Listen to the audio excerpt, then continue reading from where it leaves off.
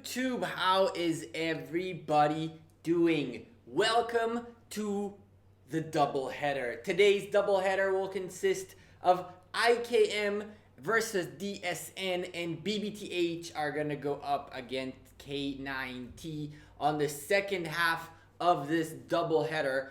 We are actually gonna start from the end. We're gonna talk a little bit about BBTH and K9T, and then as the match gets near by, we'll go back into IKM versus DSN, which is the first match that will be casting today. So yeah, today with me on this doubleheader is none other than Chisco Gaming, who will be joining us momentarily to be part of this double cast. Our first match, well, second match of the day, the one coming in at 2 p.m. UTC, is not necessarily the most competitive match in terms of the playoffs. In Group B, things have been decided, and the match we're about to spectate is the folks from BBTH going up against the folks from K9T. This is a match that really doesn't bring anyone anywhere else. These individuals have already been eliminated from any playoff possibilities, but we have not showcased a few of the kingdoms and the alliances within the Osiris League, and we had to find a few matches that are matches of individuals that we have yet to have an opportunity to highlight. Unfortunately, a few other alliances, I believe there are 2 or 3 others that did not get a chance to be casted, and we apologize for that. It's just how the timelines ended up working out. The idea was to always highlight, first and foremost, as many of the community as we can, and secondly, of course, have the best possible matches and the craziest, most unbelievable matchups in the game. Now, the match that we have is still an interesting one. We're looking at folks from BBTH, 2.4 billion power strong. They have had a very rough time during their playoff session. We're talking 2 back-to-back losses. One of them was a pretty significant one. The other one, a little bit less, but a pretty big loss right there. 12,000 points and over 20,000 points.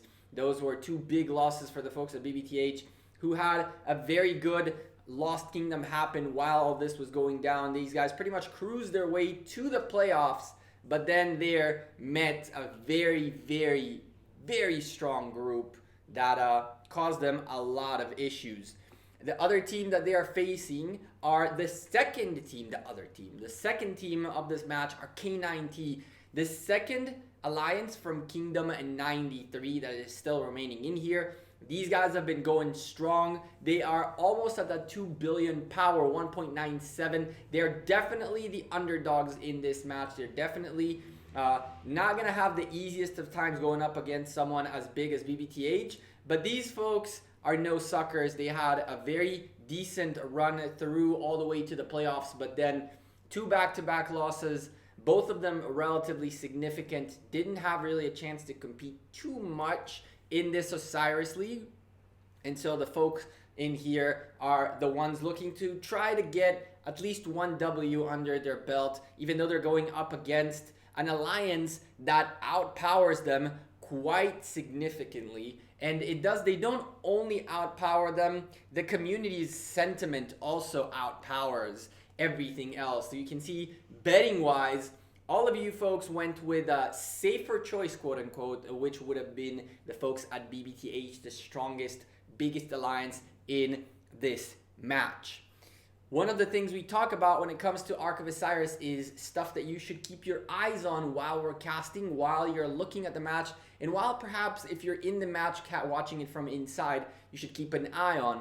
Some of these things are part of a broader word called strategy, and to implement that strategy, you need to have certain levels of tactics. And so to break down what strategies and tactics are and mean in Ark of Osiris, we'll have, or in general, what they mean really. We have Chisco Gaming giving us a little bit of an insight on what is strategy and tactics. So we'll take a look at what he has to say.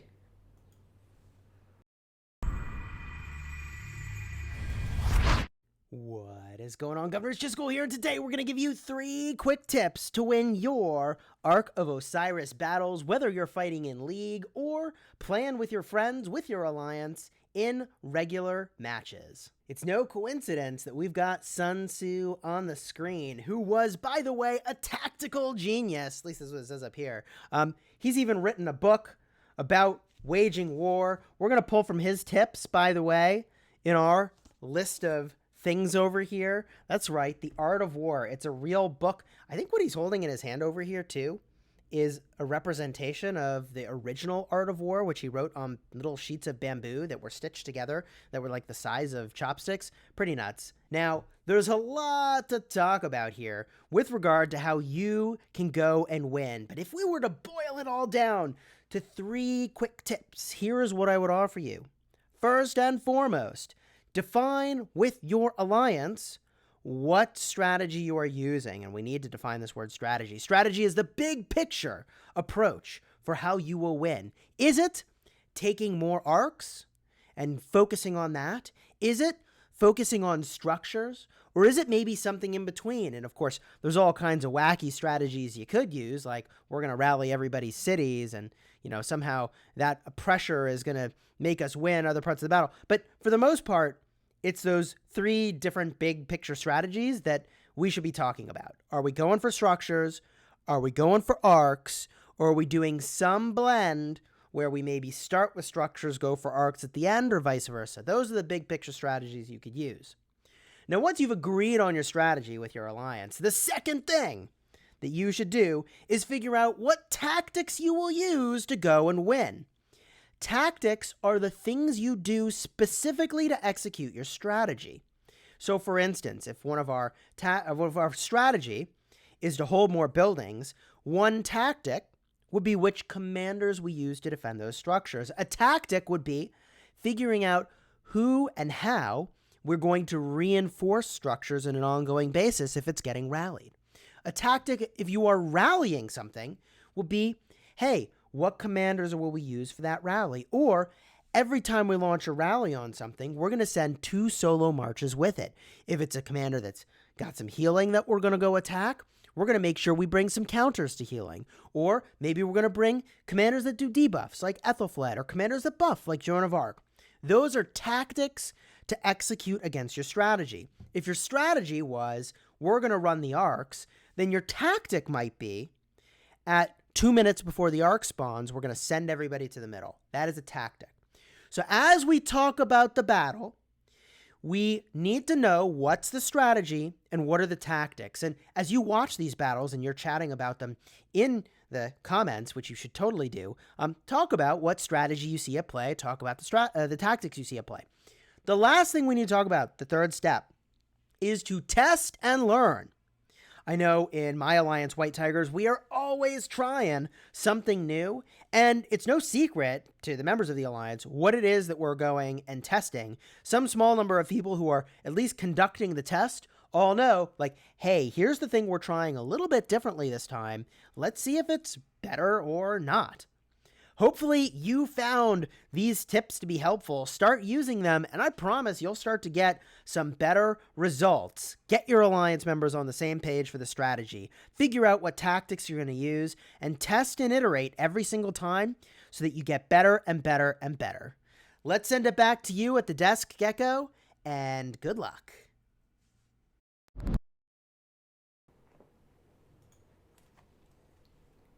Thank you very much, Chisco Gaming, for the insight. Remember, tactics and strategies. Use the tactics to implement and employ your strategy. Those are keywords that we'll be using through the cast, and we have been using as we explore how these different teams come up with their way to victory within Ark of Osiris. The first match we will be casting, though, which is about to start within a good 5 minutes-ish, is that second match of Group D we promised to you guys. Earlier this morning, we casted TX46 going up against FTKA. This match was especially juicy because this was how the group looked like in the beginning of the day. IKM, the only team within that group with 2 victories, two teams with one victory, two alliances with one victory, and FTKA had none. FTKA had the possibility of taking out TX46 by taking a victory and flipping things around in this group. Unfortunately for them, they weren't able to do that. TX46 guaranteeing themselves a second victory and locking themselves in second place as of right now. DSN, if they catch IKM snoozing, could potentially wind up with 2 wins as well. And if these things happen and IKM do fall to the hands of DSN in this coming matchup, we really have no clue who's going to make it to the next phase, as there isn't a clear indication what's the next measurement by which we know which alliance is going to the next phase, as 3 of them will have 2 wins each.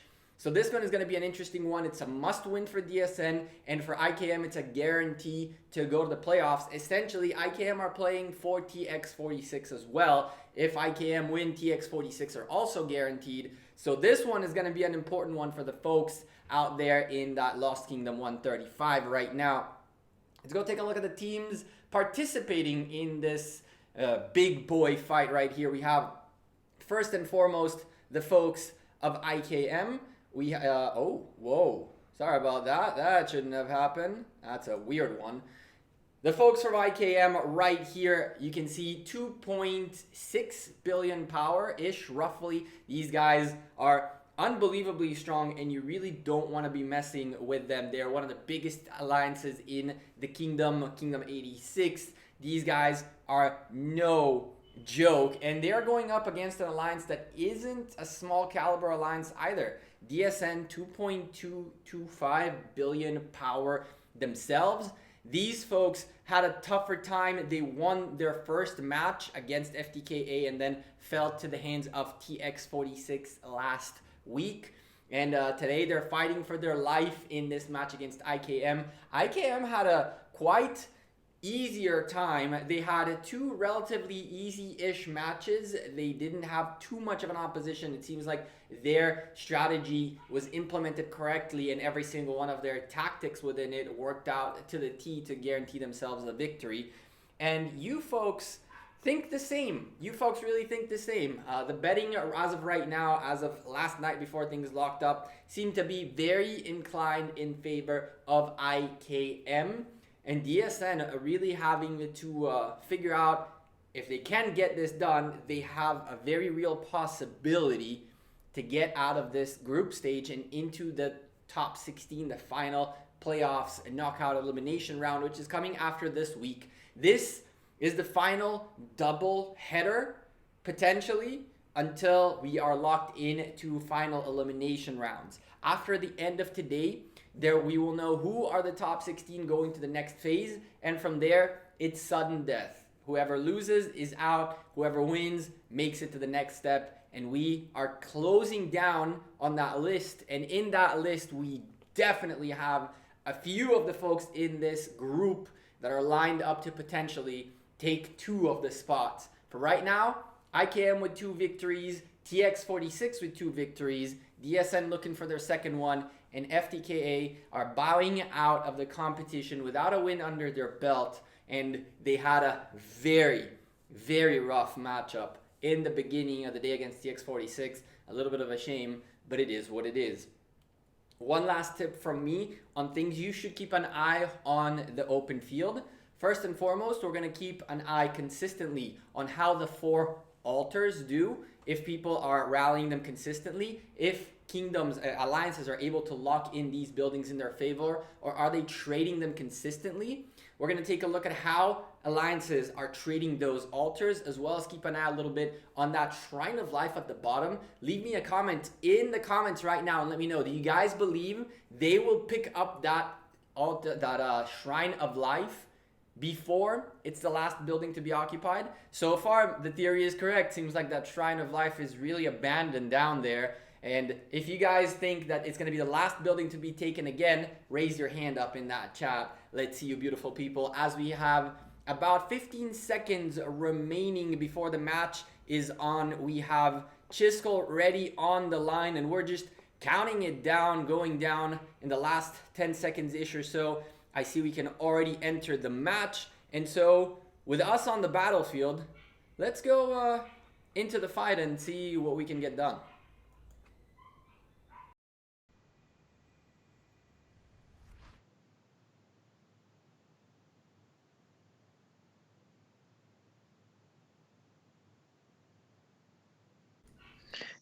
What is going on, Governors? Chiscool here, and looking forward to casting this match with you, Gecko. This is going to be pretty exciting. I love Ark of Osiris in the morning. I've got my caffeine, tea, of course. I've got my hoodie. I mean, this is the makings of an amazing Sunday morning. I know, Gecko, it's the afternoon for you. Chat, how do I sound? Too loud? Too quiet? We good to go? Yeah, Hello? the usual yell in the beginning, but we are looking good to go in terms of the sound. Let's take a look really quickly. A minute and a half remaining before the gates of hell open up. Am I not seeing people on the field, or is this me lagging? What is going on here, Chisco? Well, let me get a look around the map. I see on my map, folks have ported into the battlefield. Bunch of names I actually recognize from IKM, which is pretty wild. There's a player, Mini Gugu, who was in Legion way, way back in the day. Oh my goodness. Yeah, I see folks have ported in. This looks like it's going to be a good matchup. But then we go look at the DSN side. Yeah, I'm guessing if for some reason we don't see all the players in the battlefield for now, as soon as those gates open up, we'll get the count and then we'll be good to go. Now, you know, Gecko, at the start of this match, I mean, has there been like a single matchup where we've not seen 4 rallies? They start by using rallies on the obelisks, which is a tactic that is very effective for conveying your troops down the battlefield, both to your obelisk to go and defend it, and toward the enemy's obelisk, just to get your troops down the field. Then, I mean, gosh, typically folks are breaking up those rallies to then hit something else and just taking advantage of the extra march speed. Yeah, I don't really know whether we're gonna. I'm honestly still stuck looking at the participation. More DSN folks. One more guy porting in right now. We're looking at 26 against 12. 13, 14. Wow. Oh, it could just be the subs, right? The subs are definitely coming in right now. The subs are definitely coming in right now, but it's really weird. We've been having this day where people with chances to win an Ark of Osiris simply not showing up to fight. And it's quite depressing because, you know, even though you made it out per se, you're not in the playoffs anymore. First and foremost, both of these teams had a chance to get knocked out today as well as qualify. This is not only one team was going to qualify in here, so it's a little bit unfortunate. I really don't know. It's been the theme of the day, and maybe that's... Well, do you think there's some side deals going on? A little bit of, hey, why don't you bet on this match this way? So far, win all the coins. So far, the sides that are the underdogs are the ones also not showing up. So whoever made up that plan, it's definitely not working the way they intended. No, that doesn't sound like a well-executed plan, or at least a well-thought-through plan at all. 29 versus 17. Folks are now headed out into the field. We've seen folks win with fewer players. We've seen an alliance from Kingdom 93 with, what was it, 24 or 26 players battled into 30 and emerge victorious. However, 18 battling into 29 seems like odds I wouldn't want to be taking in Ark of Osiris. And it's entirely possible that DSN didn't realize that they had a way into the finals. Do you think that's possible? I don't know. I quite honestly, I don't know what to tell you. Like, I think that any group that was, we saw teams that were for sure guaranteed to not make it to the playoffs and still show up, you know? So I'm trying to understand whether this is a systematic issue where there is lag or something like that, or this is legit people saying, we're almost out of the tournament. We might as well get out of here. And I don't know. I mean, nobody really will remember, nor nobody really will not forget and never forgive, But I don't know. It's really. I've been casting all day today and watching teams that don't represent themselves to the top of their ability is quite sad to see. Even though I understand why Yeah, people don't want to waste their time, I guess. well, from my perspective, and this is just my thoughts here. The thing that I love about Ark of Osiris is that win or lose, you're getting loot, and that's an upwards of uh, 5 legendary commander sculptures, even if you have lost. So Mm-hmm. I think there is still some stuff worth going in to pick up. I mean, that's like 10,000 gems worth of goodies if you're buying those just from the VIP shop. And, I think that is something I certainly wouldn't want to miss out on. I sort of wonder if perhaps the time of the match is difficult. I know, for instance, in Canada right now, it's actually Thanksgiving, which is something I hadn't realized. And a number of players in White Tigers said, well, I'm not going to be there today. It's Canadian Thanksgiving. Well, that's a problem ish. Well, not really a problem, I guess. Not the biggest of deals for your situation, for the situation of White Tigers, but yeah, that is real life stuff happens. Real life stuff happens. That's for sure. We're not saying this is a commitment that you signed your life away for. But I don't know. Yeah, well, I'll call out that Big Rick B, who is in the chat and has been a caster with us before on the official Osiris League cast, is pointing out that perhaps for some of these alliances, players are already starting to migrate in preparation for upcoming Lost Kingdoms and the future of Ark of Osiris League, where they're basically saying, I don't think we've got a top 10 or top 8 team here, but maybe I can migrate to one and get ahead of that. And I will say, the migration train, holy moly, those trains are moving out of the station fast. Everybody wants to get lined up really early, really far in advance to make sure that they get into a good position for whatever is coming next in Rise of Kingdoms. Yeah, the usual migration fest post Lost Kingdom is at its peak, and with Imperium Kingdoms being the thing in the challenge of this time, which wasn't a challenge last time around, people are scrambling to try to get themselves with their good friends, with the top players, with people who they hope to have a better connection in terms of the gameplay as well as in terms of results and execution of certain tactics and strategies that are not Ark of Osiris related. Speaking about the match in Ark of Osiris, though, we're looking at blue team picking up a bottom obelisk away from the folks at red. The guys at IKM not wasting a second, picking up an obelisk away from DSN, and DSN seem to be so defeated already without even starting. Their bottom is almost completely gone. One altar belonging to them, the other one they were supposed to capture has not been captured yet.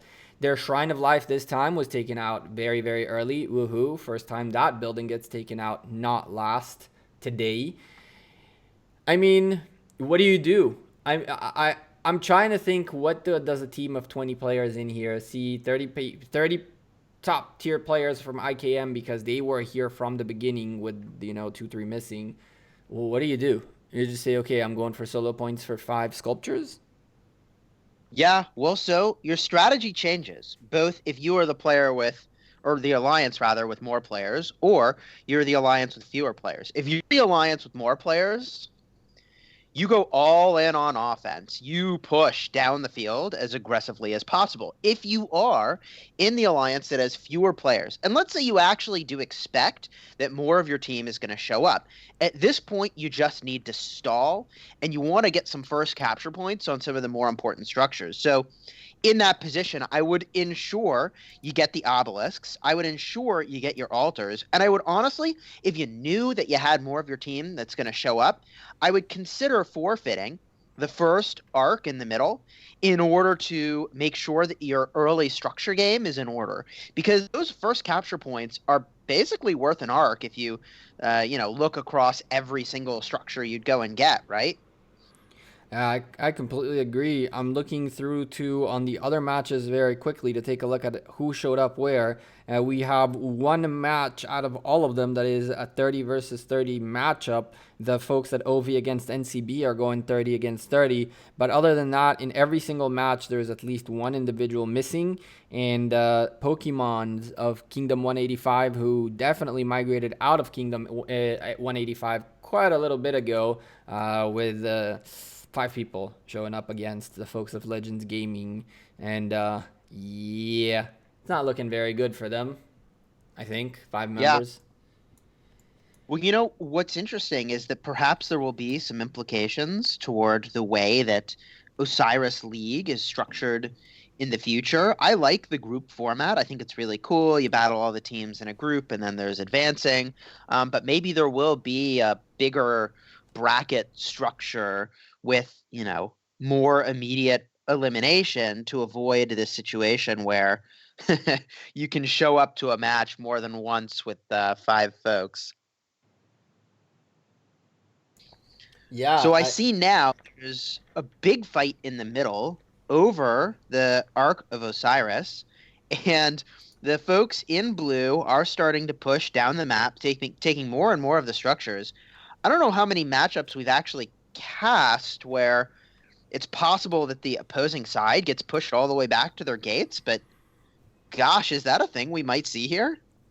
I haven't seen one of these in quite some time, especially not during Osiris League when, you know, some alliances still save some face, with the exception of, you know, the few matchups where you have 5 Pokemons on the screen. I'm sure that they're not holding on to any building.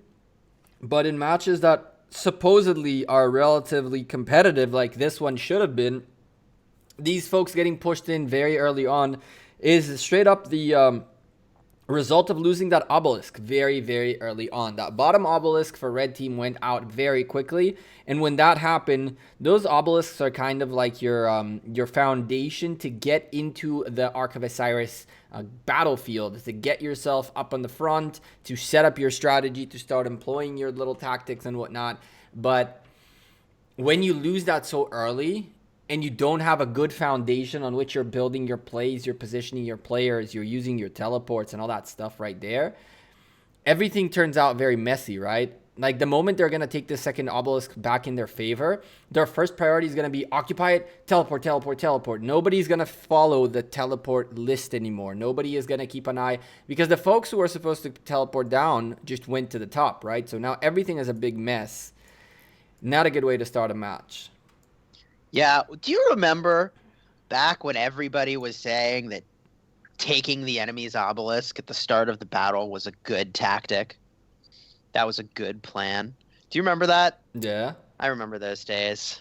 I mean, it was always a good tactic. The problem is that people really quickly realized how that works. I don't think anyone has broken the formula on how to take an obelisk from an enemy successfully. That is an enemy who is truly putting his or her best foot forward, right? If you put your best foot forward, you anticipate the obelisk rallies and you set yourself up so that with your own custom obelisk rally, so you get there before anyone else with a rally and fill that up real quick, right? These obelisk catches early on are symptoms of either lack of experience on the new meta or simply lack of attention more than anything. Yep, that's the way I've always felt, and I couldn't have summarized it any better. Big Rick B observing that the Osiris League would be a very different context if it didn't potentially overlap with Kingdom versus Kingdom. I will say, I mean, gosh, and I imagine you feel similarly, Gecko, that as a content creator, I love having lots of different things to talk about, lots of things to be excited about.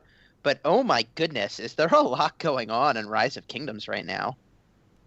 Yeah, there is maybe more than we possibly can handle at this point. And one thing before I continue with that, I want to give a quick shout out to David, who says that in about 30 minutes we're going to see me talking about people gathering.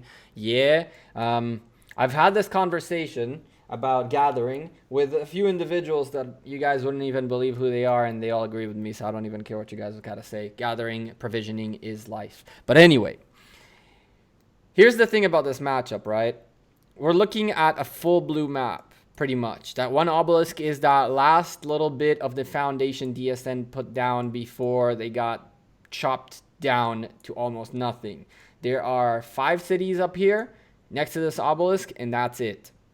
Once these cities are out of here, which the folks from IKM started working their way towards, and I mean, they're already rallying cities for God's sake. Once all these cities are out of here, there's pretty much nothing for DSN to do on this match anymore beyond get their individual points to get those 5 sculptures and bow out of Osiris League. Yeah, well, we see rally in with archers, Yi Song-ye at the helm, battling into that obelisk now, with Sun Tzu on the defense.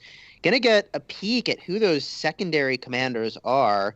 It looks like Julius Caesar's the secondary to Sun Tzu. I think they've got the wrong captains without realizing it, defending that obelisk. And that rally is probably going to see a lot of success. Wow, it looks like they've got Edward as the secondary to Yi Song-ye for this rally. What are your thoughts on that? I don't know. I don't know what they were trying here, what they were going for. I wonder if that Yi Song-ye is maybe a higher level than that Edward. The Edward is not at par yet to be at the front, and they're looking to get as many skill points as possible with the YSG that's been existing there for quite some time. We're gonna have to go take a look at the report a little more in depth. But that YSG is getting the value he's looking for. Look at how many marches are surrounding it. Look at how much damage he's dealing. He's tanking relatively well. And that obelisk is still taking good damage until, of course, this YSG goes bye-bye in about a moment. Yeah, you know what I think is really interesting is that it does take, for most players, some number of months to actually get some of the newer commanders into the game, leveled up, starred up, and in a position where they should be actually leading some of these rallies. And on the topic of leading rallies, I see now Player City getting hit by a rally, Alexander the Great leading that, battling into an Yi Song-ye on the defense. I don't know if garrison talents work, Gecko, on a war camp. Is that a thing? I think you need garrison commanders to defend your war camp? I am pretty sure they do, but I'm almost certain you also don't have a choice. Have you ever chosen which commanders you're putting on your camp? Interesting point. I think you can set that, right? I have no idea. It's been so long since I've worried about my war camp getting hit.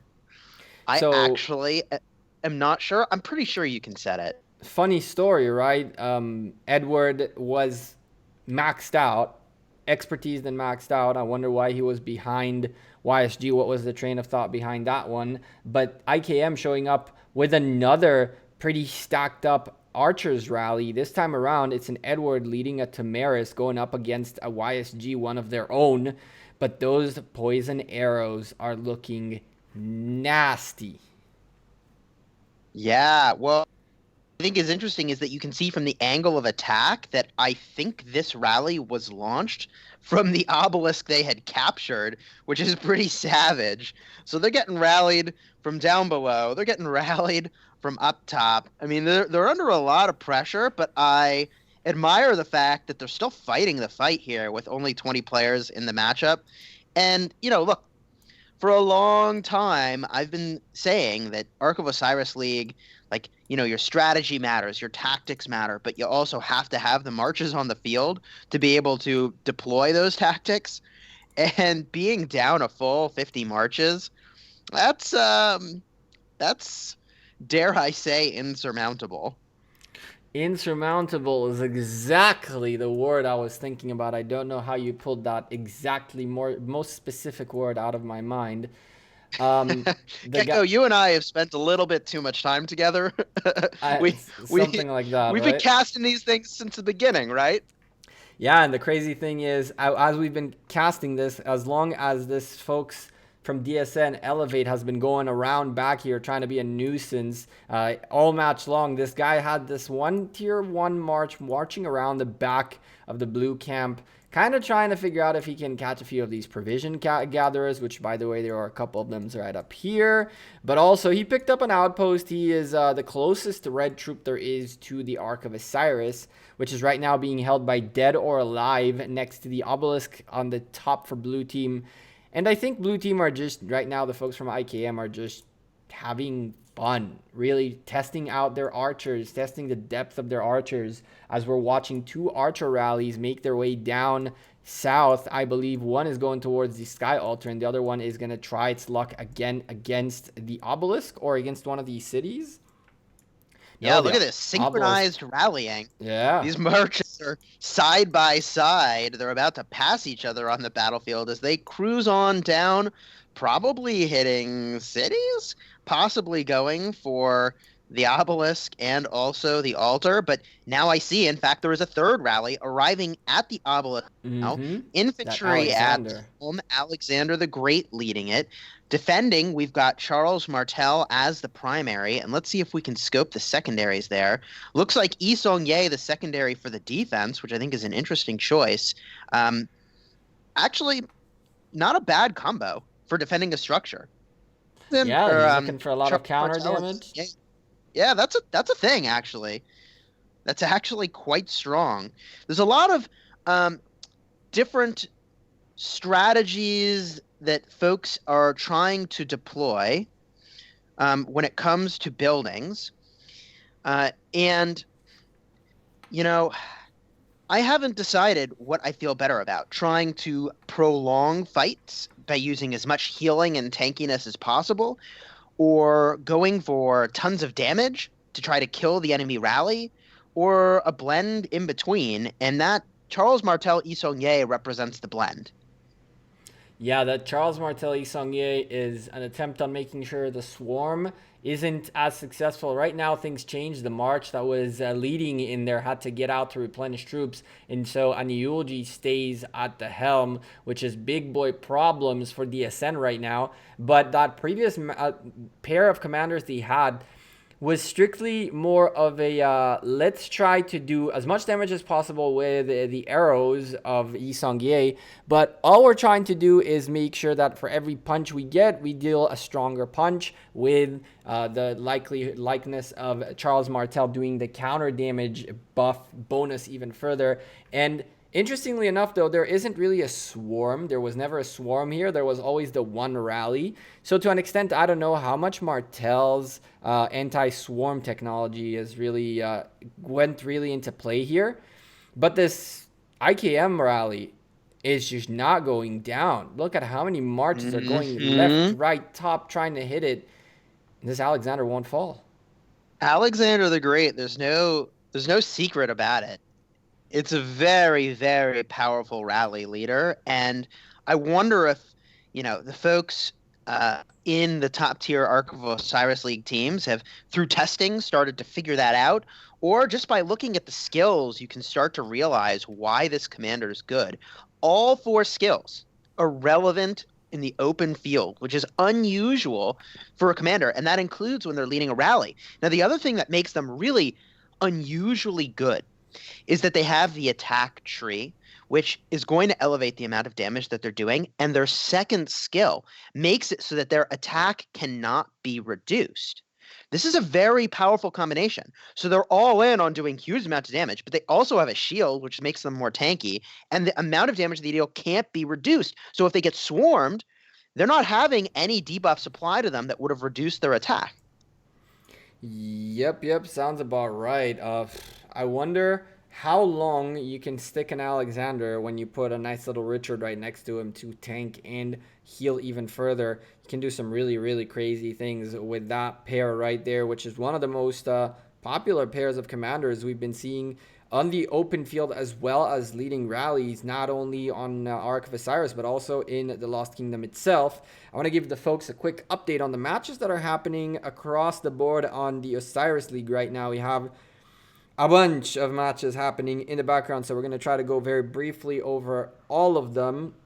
Let's go take a look really quickly. DSP against KW61. DSP was 15.8 thousand points against the 8.4 thousand on KW61. NCB against OV. NCB leading with 10.8 thousand points against the 8.3 thousand points for OV. C9N 12.8 thousand points against the 11,000 that 1093 are having. A little bit of a fight between C9N and 1093 right now. Zero up against AOC, 0 taking a beating by AOC, 5,000 points to 0 against the 18.9 on AOC's side. We also have LG1 against P185, which we don't even need to comment. P185 don't even have 500 points. And finally, UTB against 96RZ. UTB with 8.6 thousand points against the 14.6 on 96RZs. That's the report from the matches happening while we are watching this one in the background.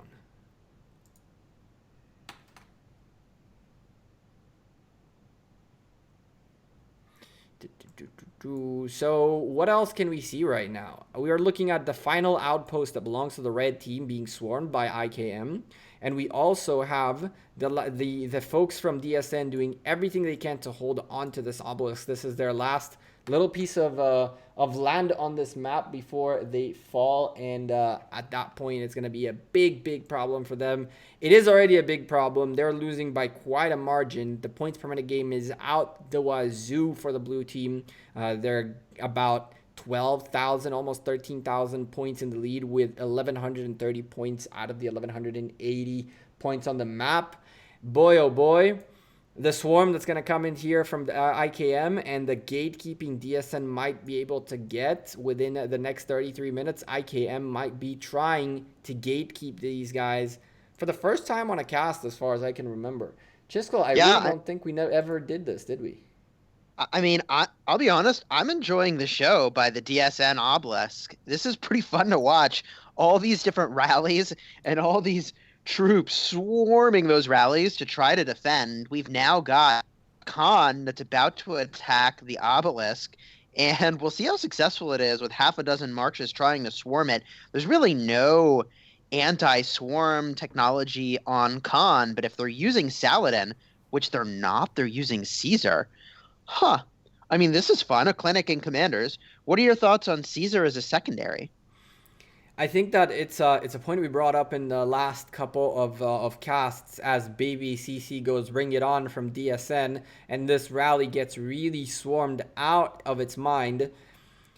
Quite frankly, I think that we're going to be seeing a lot of very questionable pairings that we never, not questionable in the sense that they're bad, but in a sense that we didn't think of them. We thought they are not necessarily the best pairings, such as this one. But turns out that this little Genghis Khan is tanking quite a bit. Turns out that obelisk is still taking massive damage, even though the swarm is happening on this Genghis Khan rally. So what do I think about it? I think it's being fairly successful. It's a very question mark kind of march. But hey, it's proving to do a lot more damage than the more conservative marches like the one we had previously with an Alexander who lasted longer but did much less damage. Yeah, Caesar's a really interesting commander. The second skill reduces the damage taken, but also makes it so when you're below 60%, every time you're attacked, there's a chance to trigger even more damage reduction. I remember doing the math on this some time ago, and it averages out to about 19% damage reduction over time. And sometimes that spikes higher, and sometimes it's much lower than that. But wow.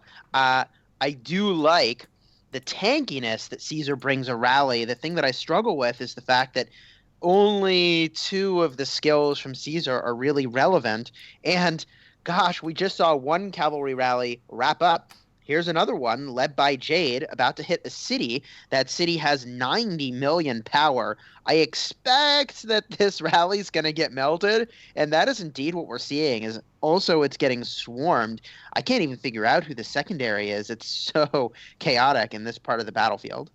42,000 damage per hit is not something you want to see when you're leading a rally with 1.5 million troops, and that gives you about 30 seconds worth of existence and you are gone. No reinforcements nearby means that a lot of, well, looks like 4, maybe 5 blue marches are going to go sad face home. And as you said, one rally it gets done, the other one arrives from the other obelisk that was supposed to be red. Another hit by IKM on a fella in the back here, 66 million power player. He is taking a pretty decent hit when it comes to the damage percent comparison between the rally and the city itself was pretty nasty. Was that 252,000 damage? Did I see that I saw correctly? 107 right now, so yeah. Holy jeez. So this is the it combo that you're watching here. Edward primary with Tamaris secondary. Now, why is that such a powerful combo? Actually, there's a lot to talk about here. Edward's first skill requires 1,350 rage. And for those of you that pay attention to the details, normally an active skill requires 1,000 rage. So Edward fires off his skills more slowly. However, Tamaris has a skill that applies poison on normal attacks, and the more poison she's stacked, the more damage she will do with her active skill, and those poison stacks make it so that every single stack causes you to take 3% more active skill damage, elevating even further Edward's skill damage. That is how you end up with, yes, we've confirmed it, 252,000 damage in a single hit. Whew. Yeah, that pair is going to be very nasty. A lot of folks slowly and steadily realizing why the archer meta was something we all were really looking forward for. Those archers finally getting that extra firepower they really needed. Unfortunately, it comes at a small squishy price, but hey, sometimes if you can get that deadly combo, just like you said, hit a 252 with one shot, you don't really need to last for that long if that's the kind of damage you're outputting. Then again, this PK Mingugu rally went out the window. IKM going sending back home. Only two fellas this time into that rally.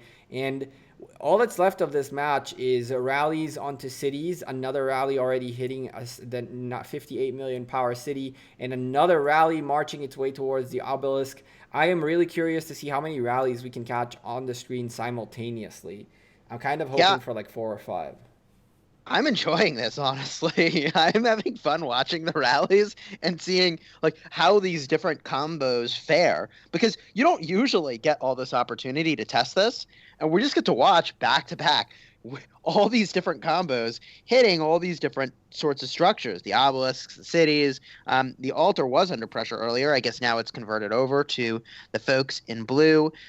Now I see Alexander the Great once again.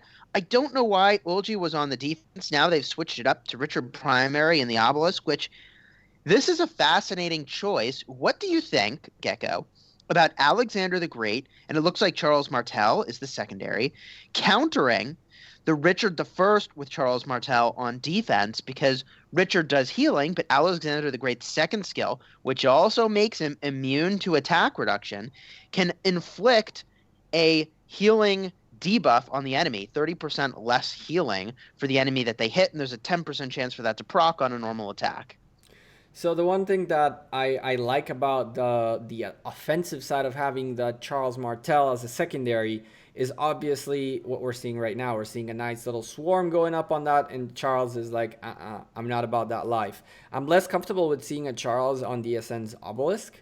The folks of IKM have not really shown any presence when it comes to swarming the obelisk just yet, and so I believe it's maybe a waste of a secondary commander for right now. This would be a good combo, a more effective combo to defend this. If more of these blue marches were swarming the obelisk, I would definitely think that this is the right play to do. I think that the march from Alexander was such a long march that that the folks at DSN saw it coming from miles. They could have definitely defended, changed up things, and I don't even think IKM really cared what was in that obelisk. They just sent something strong, something tanky, something with a lot of damage, and something that will fend back the swarm, and just sent it. Yeah. Well, on the topic of swarming things, they weren't swarming the obelisk, but they were swarming a city off to the left. That player now down to 57 million power. Of course, your troops don't actually die in Ark of Osiris League. They hit the hospital, but your hospital doesn't actually fill up, which is a part of what makes this game mode so incredibly fun, is you can just go completely ham and you don't have to worry about your troops dying. That is something that is easy to take for granted, but is one of my favorite parts of this mode. That, like, look, you've basically got no resource cost to heal troops, if that's the thing that you're doing, and your troops aren't going to die, which is really, really nice. So this fella that was getting rallied right here, I kept an eye on his kill spot because kills count. Because one of the things I really do like about this mode as well, that is really cool, is it resets your kill count. And the kill count is specific for your performance within Ark of Osiris. And so while this guy was getting swarmed, we kept clicking on him and seeing the amounts of troops he's taking out on the opposition side, who were really swarming a very, very well established city, and the results were really cool to see. It's honestly baffling to see the numbers. Yes, well, baffling is the reaction I have to the Edward leading the rally again, doing 211,000 damage with the active skill. Holy jeez, that is some fierce damage. And he's tanking, and he's tanking. It was really, really interesting to see how relatively, I mean, if you take a look overall at who is more squishy than who, you can probably start talking about archers with calves a little bit, especially if you put a Cao Cao in the mix. Cao Cao makes things a little bit squishier and less valuable per se in some situations with calves. But the rallies that have these archers, they melt relatively fast because of the amounts of cavalries that people have and the commanders of cavalries that are so favored in this game. But more often than not, Edward, before he goes down, does such an amazing amount of damage that, again, a quick rally by Edward almost feels better than a prolonged Richard rally that does pretty much the same result. It feels like Edward can get the job done very quickly. Yeah, I mean, it could be that an Edward rally is the higher DPS, better option if you can support it, because it just doesn't seem to have the sort of staying power that other types of rallies have. So if you're going to set a rally and forget it, right, you're Alexander the Great, Charles Martel, seems like a pretty good pair because they're going to last for a while. They've got a lot of staying power with their skills and also their talents. Meanwhile, it does seem that the Edward and Tamaris combination is really optimized for just doing massive amounts of damage, but lacks ways to protect itself, which, thank goodness for that. It can't do everything, right? I think that that's a good thing, to be honest with you. We're talking about prolonging battles and prolonging rallies and prolonging. Why are we not having conversation about shortening things out? If you ask me, having the possibility of restarting a rally within, I don't know, a minute and a half max of worth of a fight in a place where every minute matters is almost more valuable than having a rally that in 10 minutes managed to take a building back.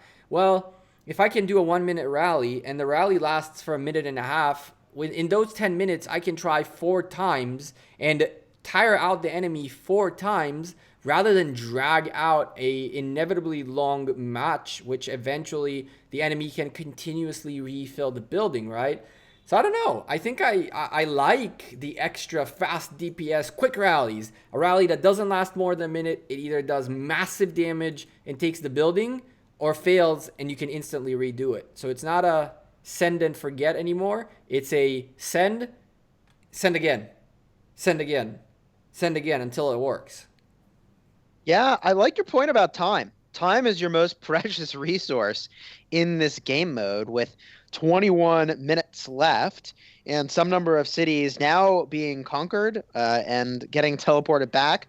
Pretty soon we will see these folks pushed back to the gate. And I'll be honest, I actually really enjoyed watching this match because I don't know how often you get to see so many rallies in the same place at the same time. It is really fun to watch. It is really fun to watch. And of course, my preference would have been a 30 on 30, but I did get pretty solid entertainment value from what was going on here, and even some stuff that was educational, to be perfectly honest. We don't always get to see Edward Tamaris. And Gecko, do you know, is that an expertise, Edward and Tamaris? I don't have a clue. You can't really see reports when people are hitting cities on cities. So we cannot really know this out of the game, but we can definitely catch the individual who is doing these rallies after the match and ask it. So yeah, I'm bookmarked him. It's possible that that is not even a double expertise rally, that the damage could be higher and the tankiness could be higher, because the expertise on Edward does elevate your counterattack damage. It doesn't increase your tankiness, at least if I'm remembering off the top of my head. I don't think that is increasing your tankiness at all, but it is inflicting more damage back on the folks that are attacking you, which is pretty decent. Another rally now connecting with the obelisk and armies swarming as well. This one might be successful given that there are not nearly as many players to go and reinforce that rally. IKM switching all of their attention, it looks like, to that obelisk, and also one player city just to the northeast of the obelisk, and bada boom, it's been captured. Yeah, time to go, I suppose, and get a look back at the gate and see what's going on over there. And the gate is already maybe talk having about a little bit of battles. There's a couple guys in blue in here trying to be annoying. They're not. It's the one guy. He's not going to be too successful at doing much right now, but his team is coming here to lock this up. In 20 minutes remaining, Chiskel, before we continue on with our subjects, I really wanted to very quickly interject and let the folks know watching the stream right now what's going on across the Osiris League. A quick update about the matches. DSP 25,000 points ahead of in KW with 18,000 points, 7,000 point lead for DSP as of right now. NCB up against OV. NCB up by very little, 700 points. That matchup is really, really close. That's a 30 versus 30 matchup right there. C9N against 1093. C9N holding their lead against 1093. 22,000 points against the 21,000 on 1093. AOC beating Zero by quite significantly, 33,000 points against the 7,000 on Zero. LG beating PA185, and the UTB down 16,000 points against 96 RZ, 14,000 against the 30,000 on 96 RZ. Wow. You know, I really wish I had a screen that could show like all the matches at the same time. This is my dream, Gecko. I need a studio with 8 TVs. And I can switch between all the matches. Are you in? It's can doable. Can we make the studio? It's doable. We don't need 8. We can use 4 pretty comfortably. But still, yeah, I'm always down for more monitors, first and foremost. That's one of the things that I like, monitors.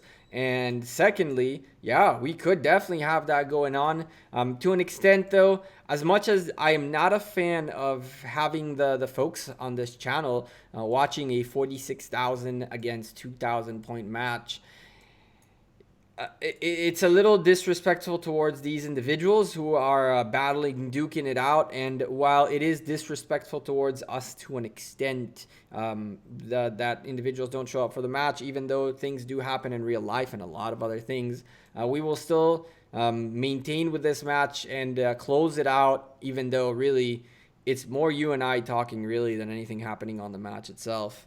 Quite frankly, that NCB match looks a little bit better, but we're not going to be able to switch like this in the middle. It's just not right towards these individuals. Sure. Well, I will say I enjoyed watching all the rallies going on. I think your comment about Edward was pretty insightful about the amount of time it takes to do the thing that the rally has set out to go and do, succeed or fail.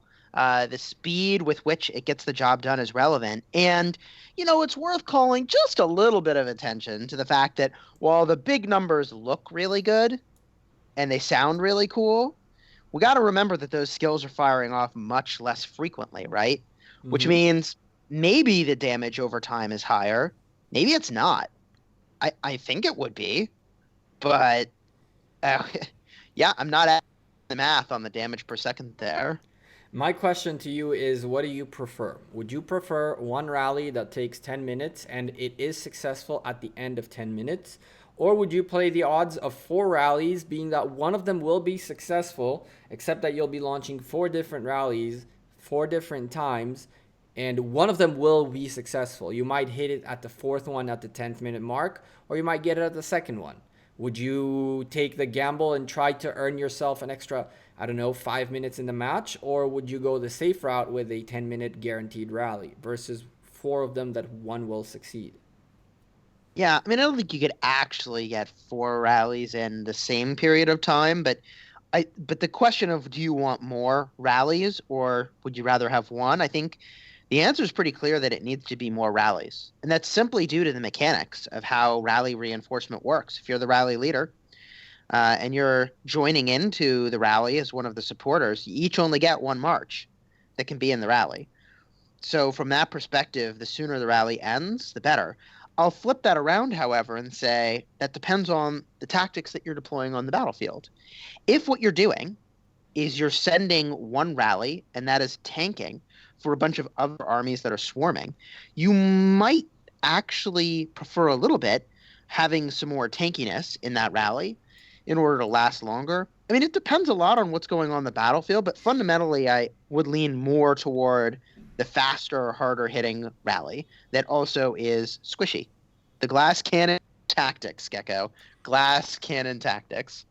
I'm all about the glass cannon. One of the terminologies mostly used in Counter-Strike with a sniper without having any Kevlar on. Yeah, I mean, if you can blast really quickly and get out of there, why not? DSN trying to come back into this a little bit, being annoying, picking up an outpost just for the fun of picking up an outpost. The folks on the match kind of moving around. I'm trying to see where we have a little bit of extra action. I don't see IKM pushing down towards the gates just yet. They still have one or two cities to clear out of this obelisk, but they did already port their way forward towards the red side. So, yeah, this is not looking very, very good right now. It's not looking good at all. Yeah, so I suppose if we take a step back and talk about what are some takeaways for the folks that have watched this and the folks that are warming up for either their Ark of Osiris match this weekend or are looking forward to the match we're about to cast and the sorts of things they would expect to see, I think we saw that Alexander the Great Charles Martel was a pretty cool tanky combo. Very powerful for rallying something, not for winning quickly, but for having staying power. And on the flip side, archers, the new archer commanders, really are kind of busted for doing big damage in a short window of time. And gosh, if those commanders weren't even expertise, that seems pretty wild. I don't know if I caught your answer earlier, Gecko, around healing and countering healing. What are your thoughts on commanders that counter healing? Is it still good to use Richard? You know, I think that the population that know to counter healing and have that presence of mind to counter the Richard healing isn't as big as we give it credit. Quite frankly, we saw during Lost Kingdom a lot of situations where there was a Richard on a flag, and we weren't seeing these folks doing the counter healing against those flags, against those forts, against those passes, whatever it was. If counter healing happened, was a product of Alexander simply being a unbelievable commander to use as a lead for a rally, but I don't think the presence of mind of that micro, how did you call it? Micro optimization. Optimization. Micro optimization. I don't think we have gotten to that I'm micro all about it, optimization baby. yet. At the large scale, at least. Yeah, well, one thing that I didn't see, and I'm not surprised I didn't see it in this matchup, was some counter rallies.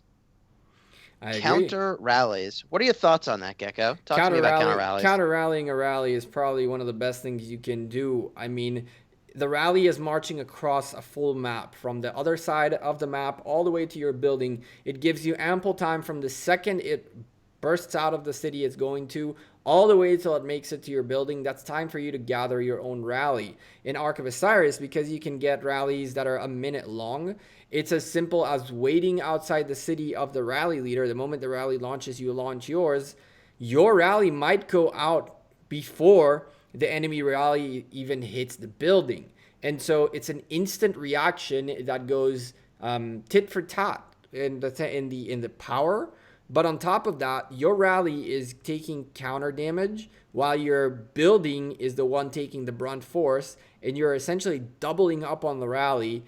I think that rallying a rally should be the first move And once you have a rally that is counter rallying, that's when you start setting yourself up with some open field presence and with some swarming, as far as I'm concerned. Because the worst case scenario is your swarm takes care of the rally and your counter disbands on its way. Oh well, you just moved troops forward. That's completely fine. Now, one other major change that we could see leading into the finals is Wu Zetian. What are your thoughts on how she will impact Ark of Osiris League, this new commander that folks have just started to be able to obtain? I think we're going to be seeing her holding on to altars. I think the altars are my precious. They are the point givers. They are the buildings that you really, really, really want to hold on to. Even more than every other building, right? We've talked about this before. Even if you lose the whole map, so long as you're holding on to 4 altars, you own a majority of the points on the map, as there are 1,180 points on the map, and the 4 altars are 600 points. I have a feeling we're going to be seeing some of these top teams whipping those Wuzetians out and sticking them right on those altars. And people are not going to know what to do with this. Rallies are going to hit that Wuzetian, and they're going to hit a brick wall that is extra reinforced, and these guys think it's cardboard. Now, what do you think about combos with Wuzetian? Because I've got some thoughts there, and there's a lot of different things you could do. Right? You could pair with Richard, go really healing heavy. You could pair with Charles Martel. Shield is pretty good. You could pair with Isong Ye to go for damage. What do you think the it combo is going to be? I don't think there will be an it combo. I think that the first set of individuals that will have those Wuzetians further up, leveled up, are going to be the pioneers testing these things. I don't think there is a combo just yet. But I think that as the game evolves a bit more and more folks get a bit more invested into Wuzetian, especially, look, one point that is important to bring up that is a little bit of a tangent, but it's really important to point out is there are teams within Osiris League who have been playing with each other for 6 months plus, and they competed for this at a very serious level. There will be more of these teams coming up in the next season that are dedicated for Osiris League. I will not be surprised to see multiple Wuzetians showing up in the future, where a rally might contain 2 and even 3 Wuzetians with completely different pairings, and the game of changing your general based on the pairing and what's hitting is going to be huge. I don't think we're going to see one pair. I think we're going to be slowly and steadily seeing her being utilized in a horizontal manner. So you're going to be seeing 3 marches inside the rally, 1 with YSG, 1 with Martel, 1 with Richard, maybe a crazy, I don't know, 1 with an Ethelfled madness, craziness, that could be that. Debuff like crazy and hold on to the garrison. Gecko, you know I like Ethelfled. You're like speaking right to my heart when you say those words about Ethelfled. I feel like you fell in love a little late, but better falling in love late than never. You know what I mean? Let me tell you something. I have not seen many counter rallies or rallies at all with Ethelfled, and I think everybody's sleeping on this commander. It is insanely powerful for doing a counter rally. It's just exactly what you want, I think. And I'll tell you, I'll even spoil it now. You watch. I'm gonna do an Ethelfled counter rally later today. It's gonna happen if I get the opportunity. It's coming. So I think that Ethelfled is not being overlooked because people are sleeping on her. I think that people aren't buying the fantasy, right? It's almost a fantasy. Wow, we get a new legendary commander that we can get for free. We can actually max out a legendary commander for free. Witchcraft, you know what I mean? Like, no way she's good if we can get her that easy. And so I think people they're not even sleeping on her. They're not even giving her a serious chance. Not because they don't know she's good, but when you are limited on 400 stars and you need to pick 2 legendaries that you want to advance 1 star or 1 that goes all the way to 6 stars, that Ethelfled came in too easy for you to give up on a commander like Edward or even El Cid Martel Tao Tao, which you can buy daily. You just won't give up on leveling those up for Ethelfled, I think. Yeah, I mean, for folks that had projects that were in flight, it's hard to abandon, to go and switch to something else. I totally get. I see Mr. Brawny's Huckett in chat here saying stars are the bottleneck. They definitely are. They definitely are. And Big Rick B also commenting in the chat, I'm very surprised I haven't seen an Ethel in this match as a debuff for one of these rallies.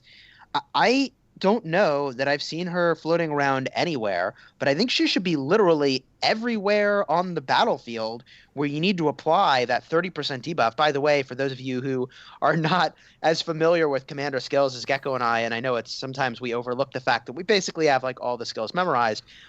Ethelfled applies a 2-second debuff, decreasing the defense, attack, and health of the target by 30% for 2 seconds. And it is a fan attack that is very, very generous with the area of effect. And it hits 5 targets with a damage factor of 800. It is actually a very, very powerful attack. And that damage factor of 800 doesn't look impressive until you realize that hitting 5 targets means 4,000 damage factor. And given how generous that AoE is, yeah, that's really good. So just a quick update on the rest of the matches happening, because we have a couple of interesting things happening across the board in the last 3 minutes of this round of Osiris League. We have the folks at DSP taking a lead, and we can already declare them as the victors against KW61. The folks at NCB are trailing. OV took the lead 28,000 against 27,000. That match is really close, going down to the wire. Kingdom 1093 seems to have had an Ark of Osiris in their back pocket, as they all of a sudden jumped in 3,000 points, 32,000 against the 29. Seems like a clear-cut victory for those folks as well. AOC winning their match, Legends Gaming winning their match as well, and 96RZ against UTB doing the damage, 40,000 to 25,000 points. And IKM, the biggest winner of the day so far, really stomping on the folks at DSN to the point where there are no even DSN coming out of the initial zone. 2 minutes remaining in the match. Do these folks have all their individual honor points? Or individual Osiris points, I guess. 2 folks missing points on the DSN side, and IKM 14,000 and above. Everybody gaining those sculptures and taking them home.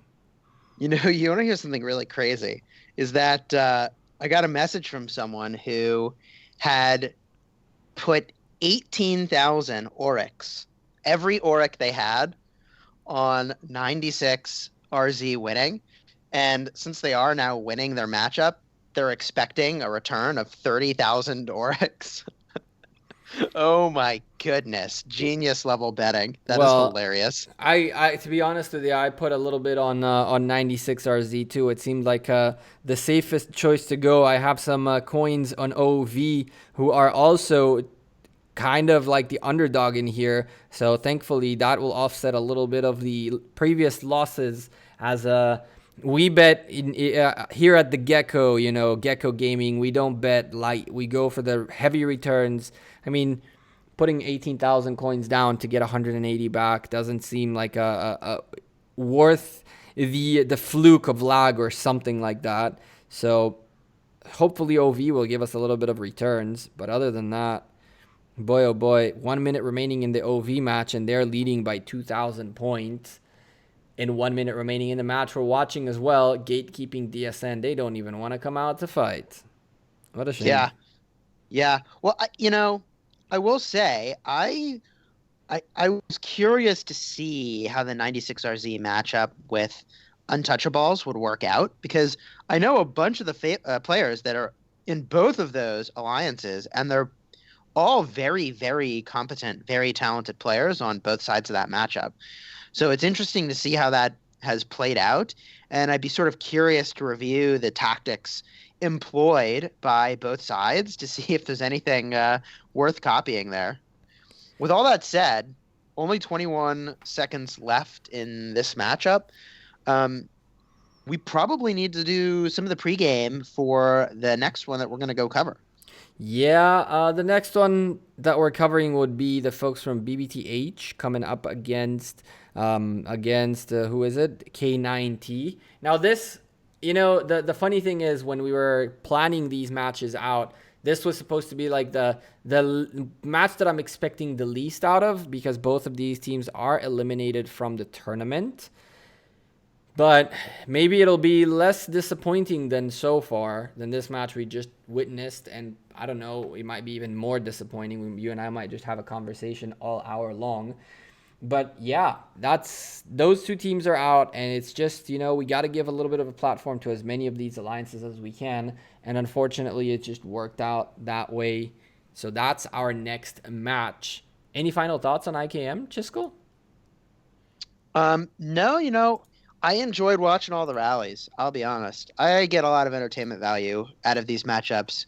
I would love to have seen a full 30 on 30, but still really enjoyed getting to see those hits from Edward. 252,000, I think, was the biggest hit we saw, right? Totally nuts. Oh, yeah. All right. So as far as the camera is concerned and the stream is concerned, we are in the second battle of the day. Folks teleporting all over the place for both sides. K9T look like they're fielding a good amount of people, so I am very, very hopeful for this matchup. Looks like they are taking this match very serious, even though they're out of the tournament. They're still looking to take 10 gold commander sculptures. I mean, why not? You might as well, right? BBTH looking like they're also fielding a decent amount of individuals here and more folks porting in, which means these are not substitutions. These are the core team. And funny enough, the one match I could have sworn wouldn't be that intense might be the only one we get to see today that is actually intense. Yeah, well, I love when players come in with the play-to-win mindset, and looks like a solid matchup to cover here, which is really exciting. Gecko, let me ask you this question. What tactics do you think that we should be looking out for? Do you think we should be hunting as we watch this match for some of those faster hitting rallies? Should we be hunting for those? What sorts of play do you expect to see from these two alliances? I think that these two alliances, knowing that they're playing essentially a regular Ark of Osiris as far as they're concerned, we're gonna see a little bit of the usual the early rallies starting very, very early on. I don't think any rally will make its way all the way to a obelisk. If we see an obelisk being rallied early on, it might be a sign of an older play, something from a different playbook. We've seen these folks in the past doing their Ark of Osiris, and during the group stage, I believe we got to cast at least BBTH the one time way back in the beginning of this tournament. I think that the quick rallies early on are a must, and you can see them just piling up 6 really quickly, and we're gonna see very, very early presence on the open field by both teams very deep. I'm going to already say that these desert altars are going to see confrontation in the open field before they even open. Very nice. Yeah, I wonder, are we going to see an Ethelfled rally in this matchup? What would you bet? Ethelfled rally or no? Will we see an Ethelfled rally as in... Well, I'll tell you this. I know a few individuals from both kingdoms are most likely listening and paying attention. So someone will rally with an Ethelfled just because the stream demands it, But would they have the presence of mind to do it? We'll see during their deployment of their tactics whether it's something they consistently do or we'll only see the one-off Ethelfled to satisfy your needs. Yes, Show me the Ethelfled. That's what I want to see. That's what I'm looking for. And at the start, of course, there'll be these 8 rallies. I imagine that, again, the obelisk rallies will get canceled, approach the enemy's side of the battlefield. Does that match what you expect to see as well? Yeah, I think that we're seeing already 4 of these marches marching and K9T not waiting a moment with the rallies. 3 of them on obelisks and 1 was a little bit too late. It's still waiting on a march or 2 to make its way out.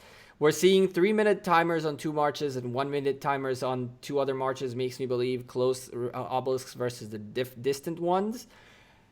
Will we see them land? I don't think so. I don't think either of these teams will risk that many troops that early on for a play that, unless you have a very, very specific tactic with the intent of getting ahead of the other team before their obelisk is well secured, I think that all these rallies are going to get abandoned. All right, there you have it. They'll abandon the rallies. They'll go for the structures. It's a play that I think is honestly quite solid. It's quite solid, and wouldn't surprise me if that's what we see. I also,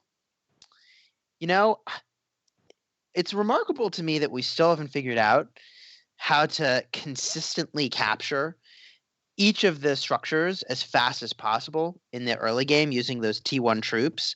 And I think a part of what makes it kind of inconsistent is that it's hard to know who is actually going to be ported to the very front of your lineup, who is going to be physically the closest to actually getting one of those structures.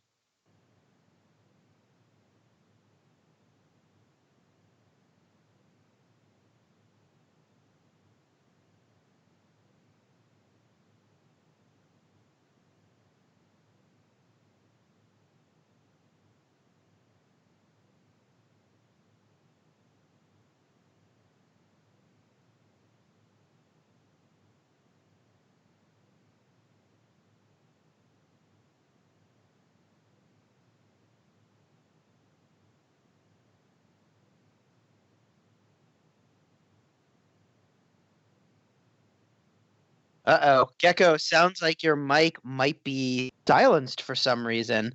Oh boy. Eggs and bacon telling me the booth my mic was indeed, you could hear me, but the folks from the chat couldn't hear me, so I apologize. From the stream couldn't hear me, so I apologize for that. Summarizing in one sentence everything I said was, when you're going to march a rally all the way to an obelisk, you want to place yourself at the best position possible. That means being the leader of the alliance for the moment Ark of Osiris happens. That way you are placed as close as possible to the gates, because every inch matters in the race for an obelisk. And as you can see, no rallies landed on obelisks yet.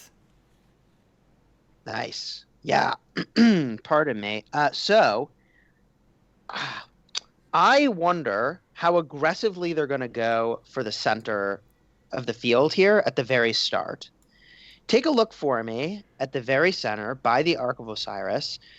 Do you think it makes sense clashing minutes before the thing even spawns? We have 7 minutes, 30 seconds until it even is going to show up. Should you be battling for the Temple of Osiris at this point in the matchup? I don't think so, to the point where BBTH let a rally go straight towards their outpost. We watched the rally go by the center. It's a full rally on the outpost, and that outpost right now belonging to K9T with a full march in it. It looked like full range, and it looked like a potential YSG in there, so we're going to have to see what's in there. Is it worth fighting? Absolutely not. Ark of Osiris takes a few moments until it boots up, right? You have now 7 long minutes until the Ark comes into play. And truthfully, if you're placing yourself well enough on the map, meaning you're not going to the outskirt buildings, but you're staying closer to the desert altars, to the shrines of war, and maybe the outposts, getting into the center is a matter of less than 2 minutes worth of a march. And so to sit here for 4.5 minutes to posture that we own this area, get away from here, is costing K9T 1, 2, 3, 4, 5, 6, 7, 8, 9, 10, 11, 12, 13, 14, 15, 16, almost 20 marches to just posture for 6 minutes. These 20 marches can do so much more. Well, speaking of costs, that rally that took the outpost like a ninja just walked on up and said yoink right from behind, grabbing that structure. Now they're committing 5, 6, 7 marches to swarm it, to take it back. Seems pretty worthwhile to rally the outpost. I don't know, is everybody sleeping on that tactic? Should people be rallying outposts throughout the match? Listen, I can tell you one thing well, I don't need to tell you this, right? You know this. You're one of them. them being the top tier of Osiris League, essentially.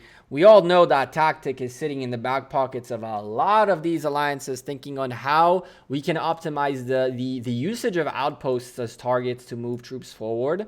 I think that outpost isn't as significant as you had mentioned it, just because they did exactly what I was saying right before your point. They had all these marches that were posturing in the center, and then that rally randomly made it through. And when that rally made it through, the guys from the center said, okay, let me go get that outpost, and then they'll come back. And you can see they got rid of that outpost, and they did come back.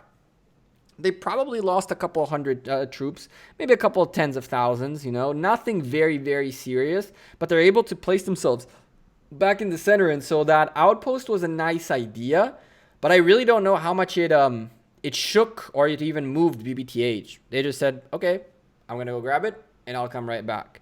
By the way, 3 altars in the favor of BBTH, and all these buildings are switching hands so much. There has not been a first occupation yet. We're slowly seeing the first occupations locking up, but they're not letting this be.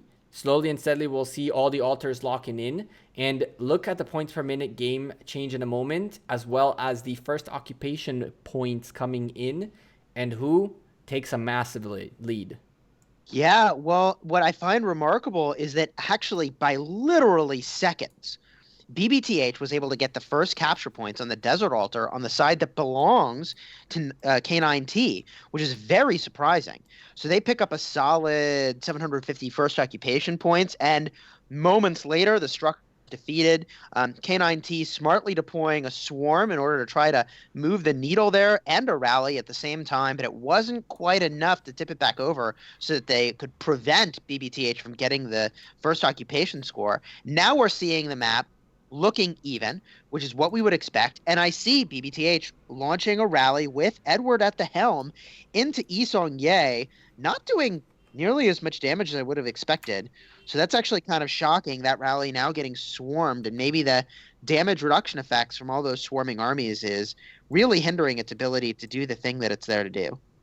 Where was this rally? Sorry. This is at the Shrine of War in the northeastern portion of the map. Yeah, the Shrine of War is going, well, that swarm around it, I barely got the end tail of that little rally right there. That swarm annihilated it. I was focused for a moment on the obelisk because BBTH snuck their way to an obelisk with a Saladin at the helm of a full cavalry march and started hitting the obelisk.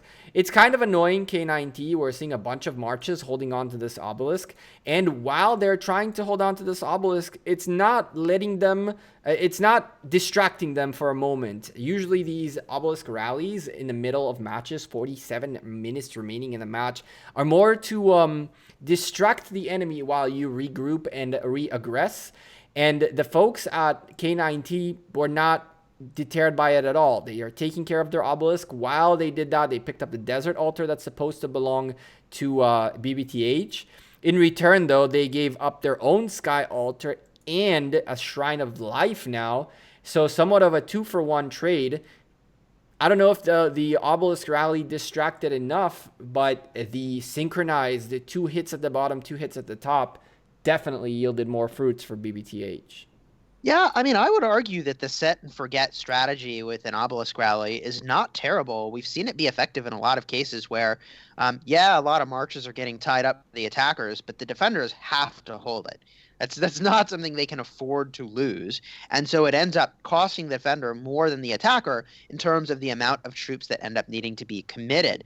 Now, I'm watching a rally march its way down the battlefield, and it is shocking to me that it is a Richard at the helm. So I wonder what they're trying to do with this rally. It is making its way to the obelisk. So it could be that they're actually using exactly the tactic I was just describing, holding back a lot of the players in BBTH to defend this thing for a very long period of time, because look, you can't lose your obelisk. It's not something you can afford. Now, what will be exciting to see is how the center of the battlefield plays out with 51 seconds before the arc spawns. It's total craziness. And, I'm loading in that portion of the battlefield now, but it looks like BBTH has all the presence in that part of the battle. So this first arc might be handed over, not for free, but with minimal resistance from K9T to take it. So, It looks like that will be the case. so now the question is, we are in K9T's shoes right now.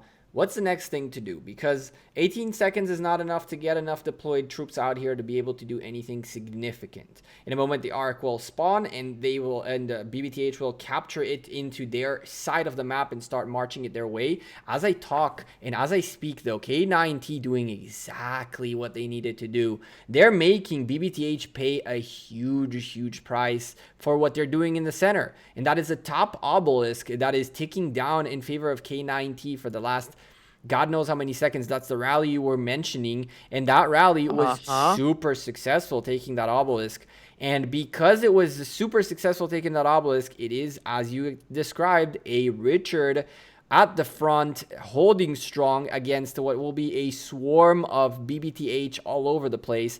I don't believe this rally will hold this obelisk for a whole of 2 minutes, but look at the distraction play, and this is a bunch of different people who are not in the center, who are also not helping out the offensive on the K9T Desert Altar that is supposed to go into BBTH's side. Tit for tat, these guys keep going. This reaction from BBTH was very good to their obelisk being taken. They had to swarm it, and 1, 2, 3, 4, 5, 6, 7 plus 8 marches or more being committed to that task. Well, good plan. They needed to do that because in a matter of only a minute and a half, that thing was going to convert, and only one teleport available for K9T. However, you really do not want the enemy teleporting into your backfield. That is a dangerous situation. And while all that is going on, every single altar blinked for a second. Now only 3 of them blinking. K9T leading a rally with a Kusunoki. I am question mark on here, but we're going to move forward because this rally is really not going to go anywhere. It's getting hit by PK Johnny with a bunch of calves, and that Kusunoki regrets to have ever left the comfort of his camp, which he hasn't left for months probably. Not the first time he wants to see sunlight leading that rally in a while. Yeah, well, but let me just make the argument for Kusunoki. Let me just defend him for a moment, which is that he generates rage, which is good. He does AoE, which means if he's getting swarmed, he might hit those armies, and he removes all debuffs.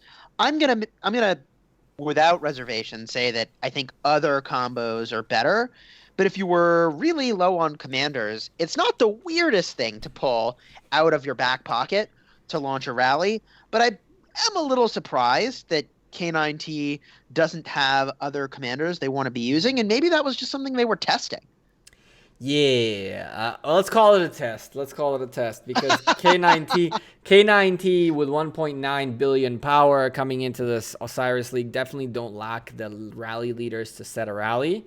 The map is confusing me right now, Chisco. I'm not gonna lie to you. The map keeps going back and forth, blinking blue, blinking red. But at the end of the day, somehow the folks at blue, the guys from BBTH, holding on to a 500 point per minute in their favor against the 250 on K9T, 250 points per minute lead for the folks at BBTH, and on top of all that, a 2200 point comfortable lead, which is about to grow by 3000 points with this Ark of Osiris being delivered. It's not that the folks at whatchamacallit, K9T, are not fighting, are not taking buildings, are not playing the occupation game correctly, but it seems that the folks at BBTH just end up just a little bit ahead every single time, and the longer they can keep maintaining this lead, the better it is for them, as this is a game of points per minute, and the minutes are limited, so the more minutes you waste in your favor, the less minutes the opposition has later on to try to come back. Yeah, I mean, what I think I'm seeing is that they've got a lot of really cool ideas being executed from K9T, but the support for those ideas is sometimes lacking. So by that I mean that they're able to take some of these structures, but then not hold them as well. And the altar that is on their side of the map has been struggling a little bit against a rally. They've now got the presence they need there to sort of cover that, but at a cost of having lost several other structures. Ark of Osiris is a very weird game mode in that it actually does require a high amount of coordination and balance around where you are committing your troops.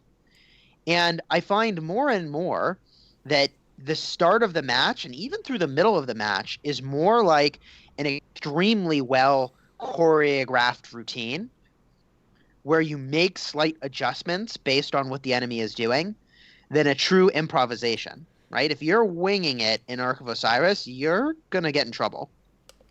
Definitely, the preparation and execution has to come ahead of time, all well synchronized and ready to go. But I want to really touch back a second on the point I was talking about earlier that has to do with minutes, right? So I think a minute can be used in 3 different ways in Ark of Osiris.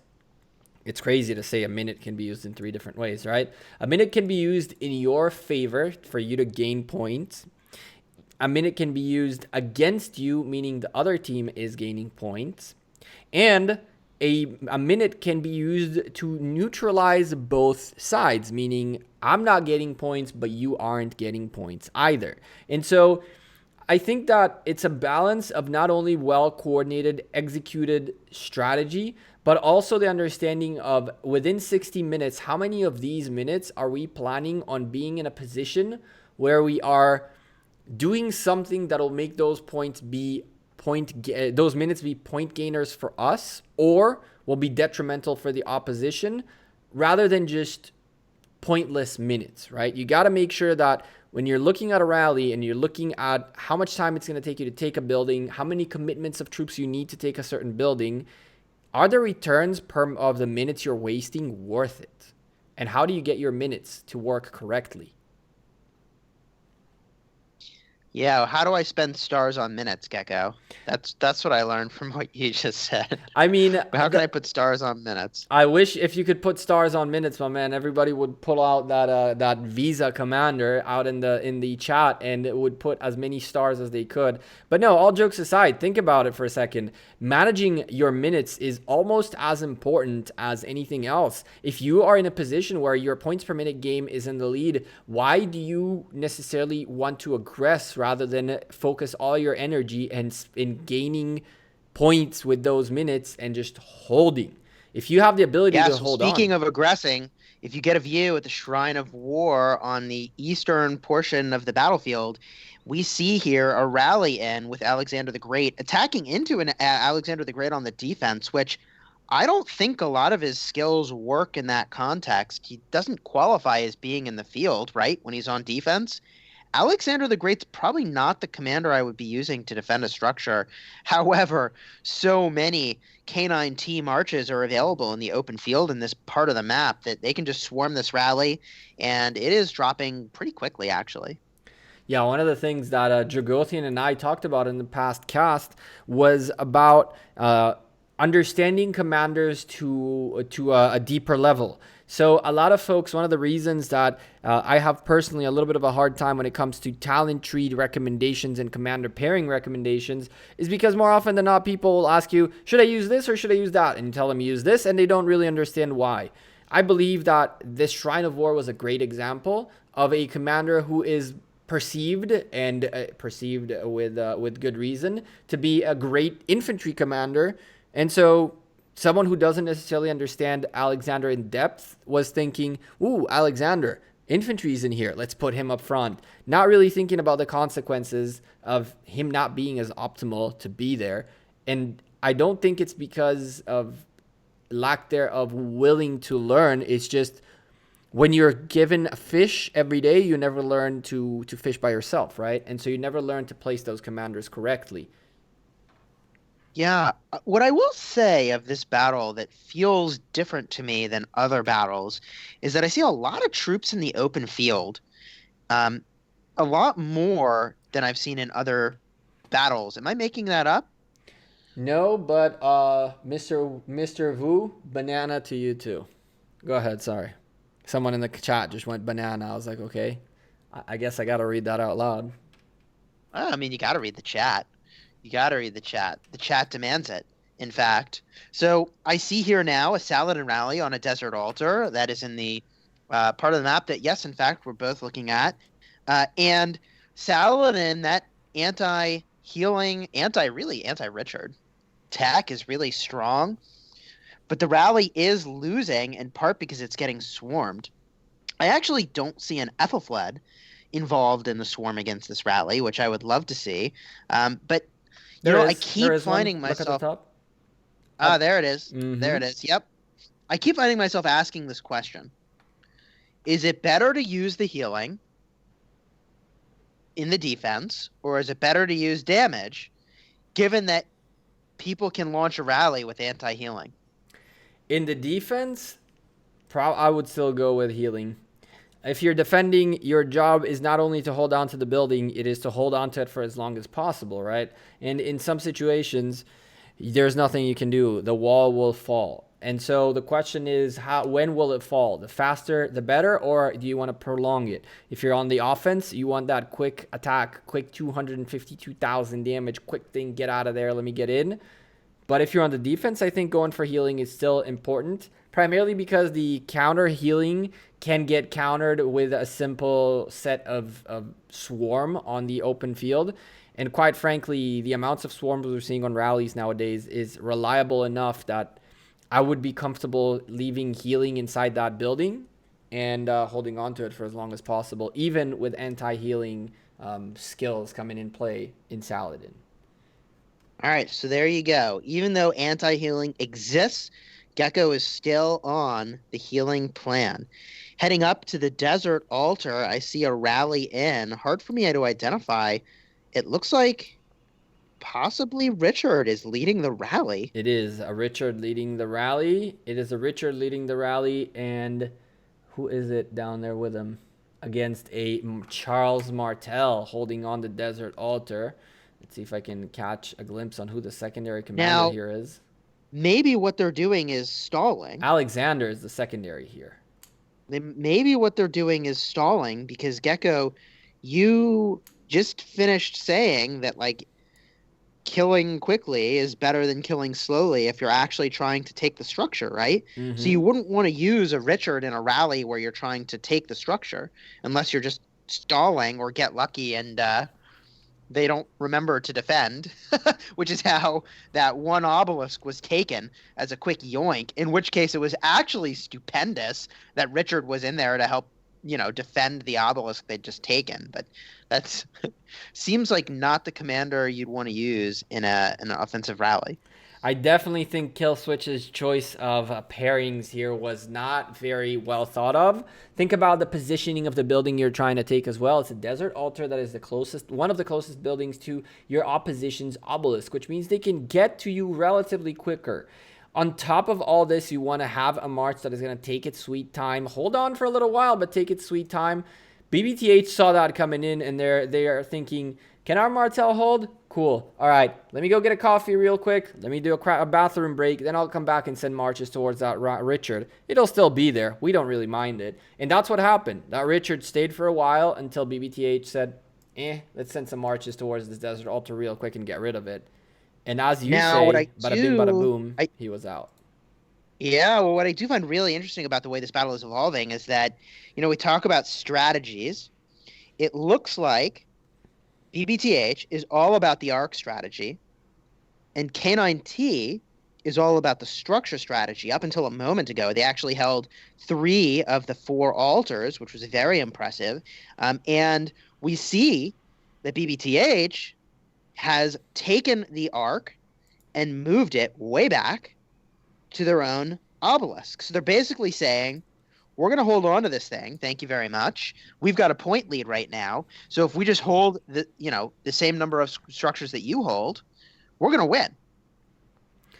So on the one hand, I really like the strategy of the tactic of holding on to the arc till the very end, until it's impossible to hold on to it anymore, and then you essentially have 3,000 points in the bank.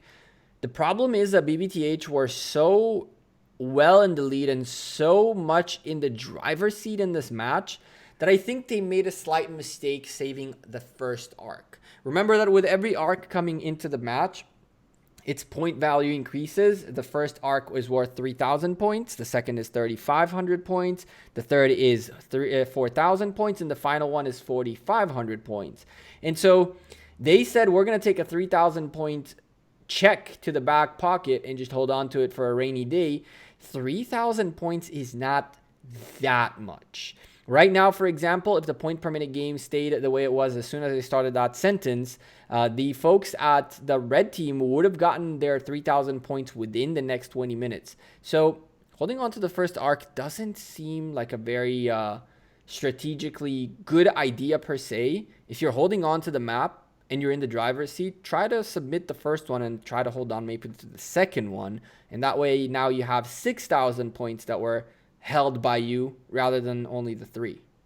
Well, what I do like about the strategy and the way that it's playing out, though, is that they can now take all those marches they'd committed to the middle and move them down the field, applying intense pressure to K9T. They've now grabbed that Shrine of War that was getting rallied earlier. It still had Alexander the Great as the captain, and so BBTH sent Alexander the Great to go rally it and were successful in taking it down. So they've got the structure advantage again, and it's not showing on the scoreboard because those actually need to convert over to be point-generating buildings, but BBTH is now in full command of the arc and in command of the structure game, which is a really good place to be. So that's a really good point when you're saying, you know, we're going to sacrifice all these marches very early on to grab a good hold of the arc, and then we're going to have one gentleman with his tier 4s or tier 5s, whatever that is, with Richard sitting next to the obelisk chilling and just holding on to the arc, so we can convert all these marches into rallying marches.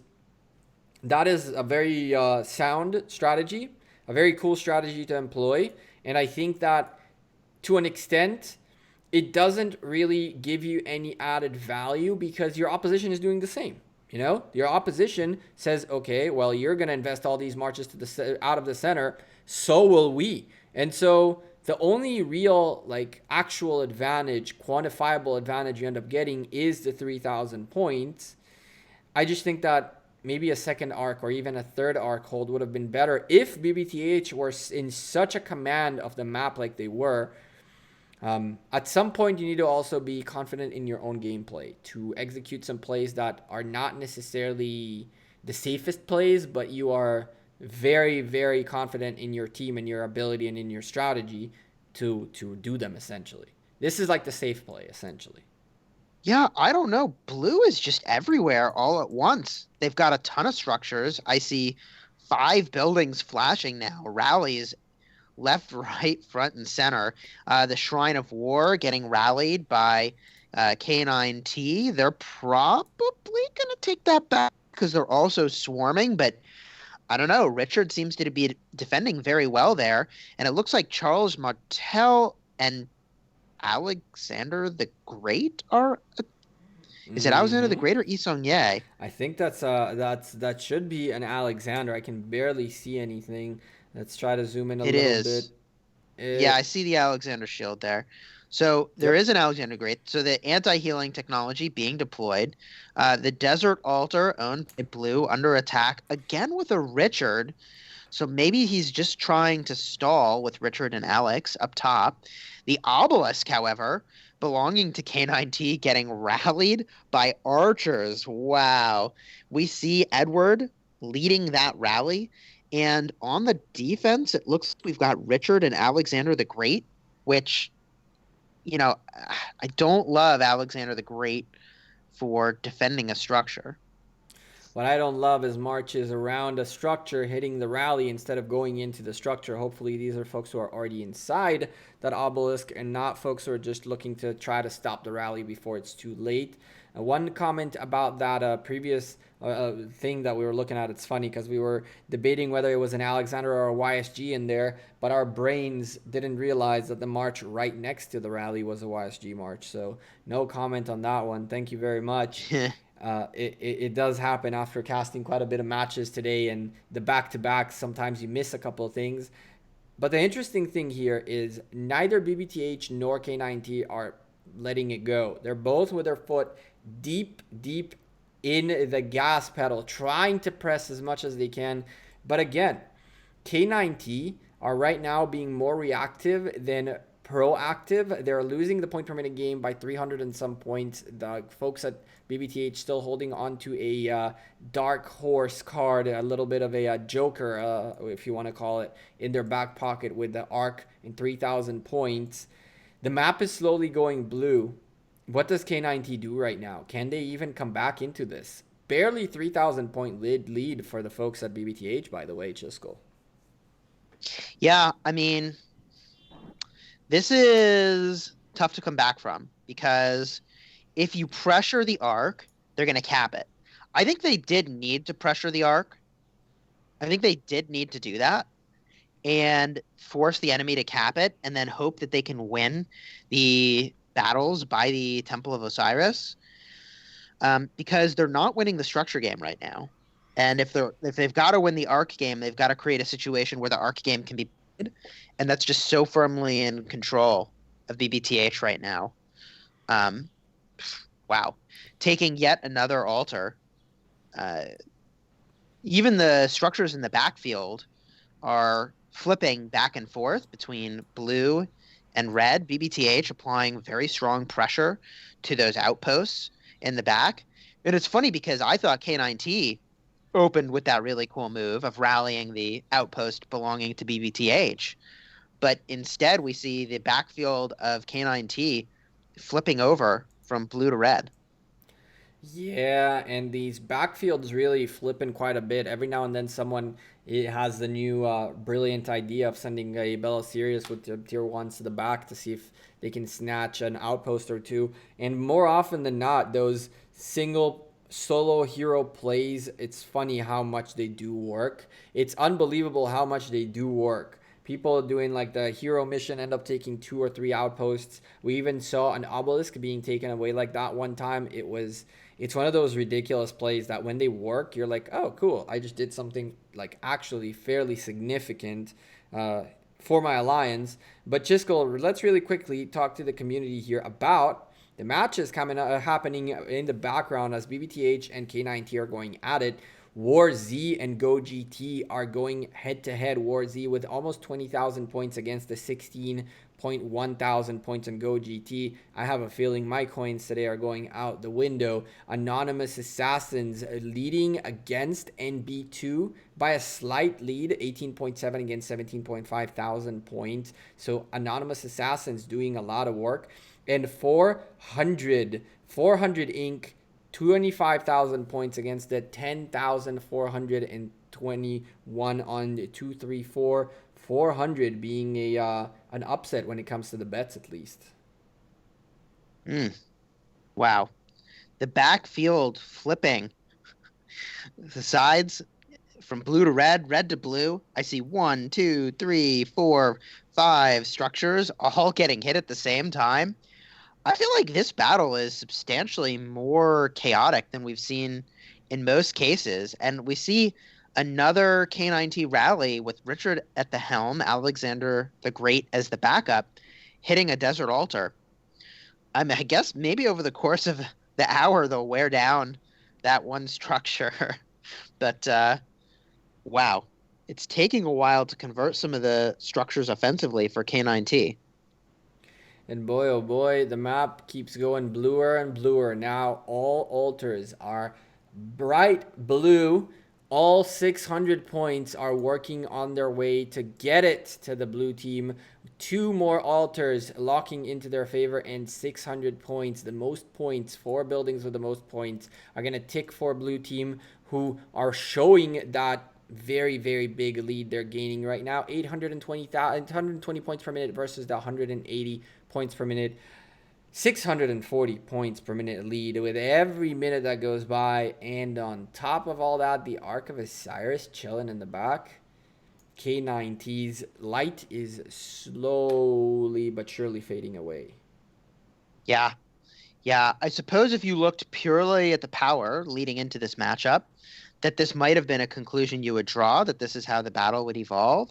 But I'll point out that I've battled against K9T in KVK, and like they're very organized and they're very talented players. So I am a little surprised that BBTH has such a firm control of how this match has unfolded. They've got the arc, they've got the points per minute, they're winning both the structure game and the arc game.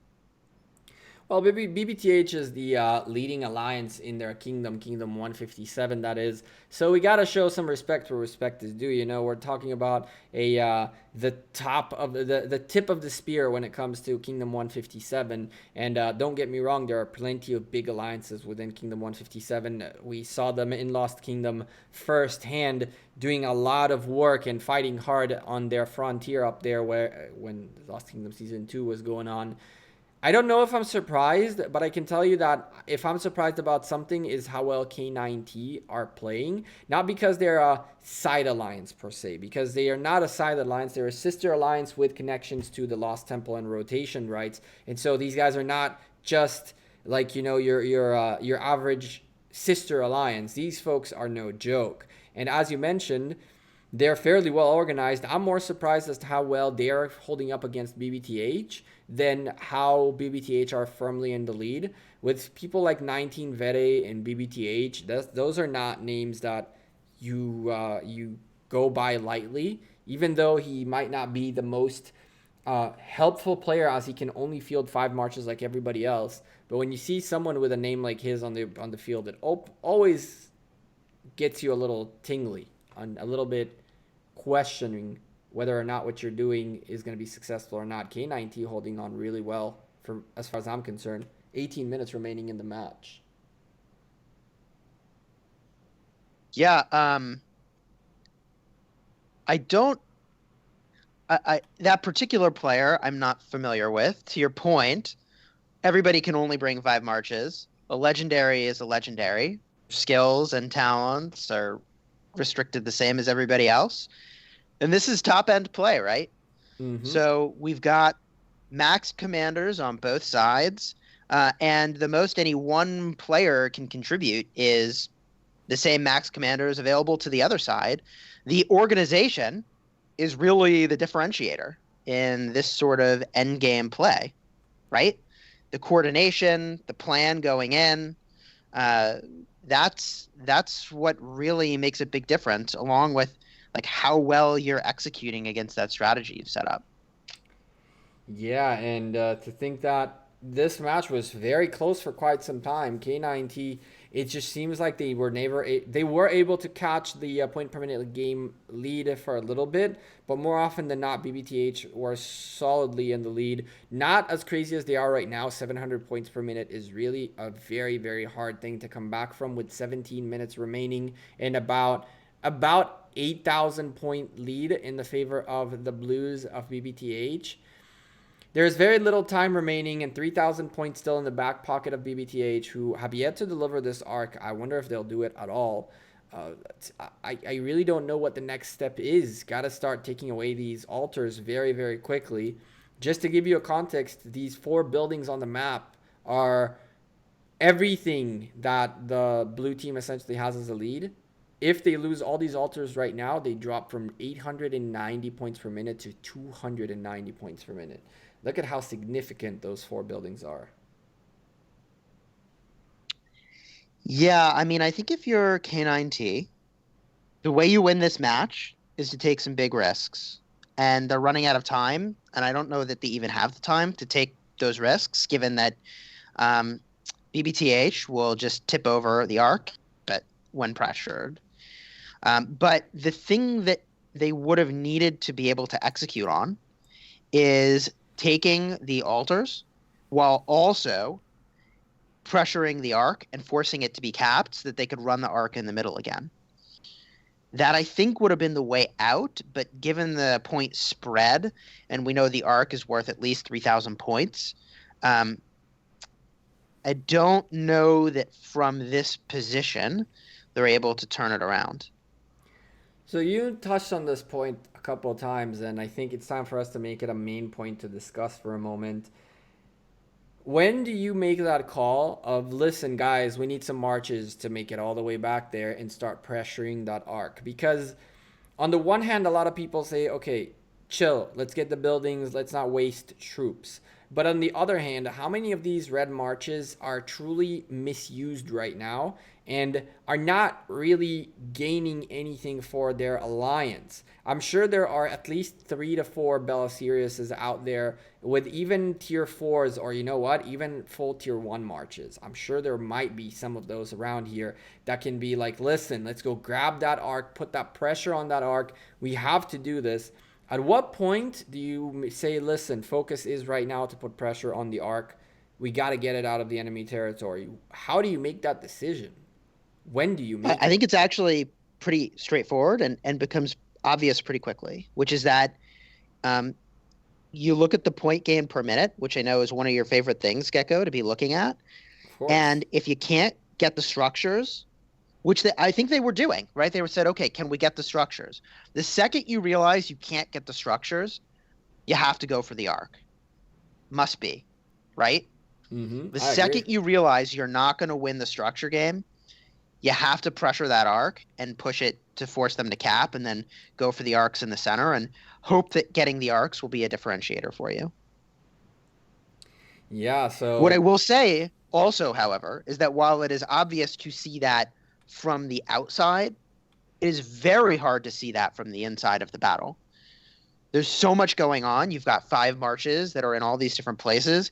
There actually is a huge amount of value to have someone from your alliance who can get it, spectate, calling these shots, who's not actually playing. And so that's something that I think that a lot of folks are like saying, on the one hand, we really want to allow alliance mates to observe matches, and it's kind of not cool that alliance mates of the alliances fighting are not able to observe the matches because the observer cap is reached. But on the other hand, do you allow the 31st player? Because there was a discussion. I can tell you guys this is a little bit of a, I guess, a small, it's not really a leak. It's just like an internal conversation. There were conversations talking about, is there merit to adding delays? To not allow the 31st player to observe, like you said, and control the game, but rather have the 30 players on the field being the people in charge of the match. To an extent, I've been Overwatch before. I think that to make Ark of Osiris really a more competitive thing, we cannot allow there to be a 31st, because if there's a 31st, there can also be like 40, right? Yeah, I mean, you could have a lot of people quarterbacking. I think there is tremendous value to having that player who is just watching the texture of the battle unfold and doesn't have other obligations within the match, because man, those obligations are real, and the mental energy required to be in all these places at once actually is incredibly taxing. This is like an intense game of chess where like you've got to make a call minutes before you need something to happen in order to actually have it unfold in the desired time frame, right? Like a rally takes a minute. Doesn't seem like long, but by the time you factor in waiting for people to arrive, even if it's only that 1 minute, getting to the structure that you wanted to get to, and then actually having the rally complete to capture it, we're talking about at least 5 to 10 minutes, right? Somewhere between a 6th to a 10th of the battle. So these decisions are really important, and if you see them too late, it will be very taxing.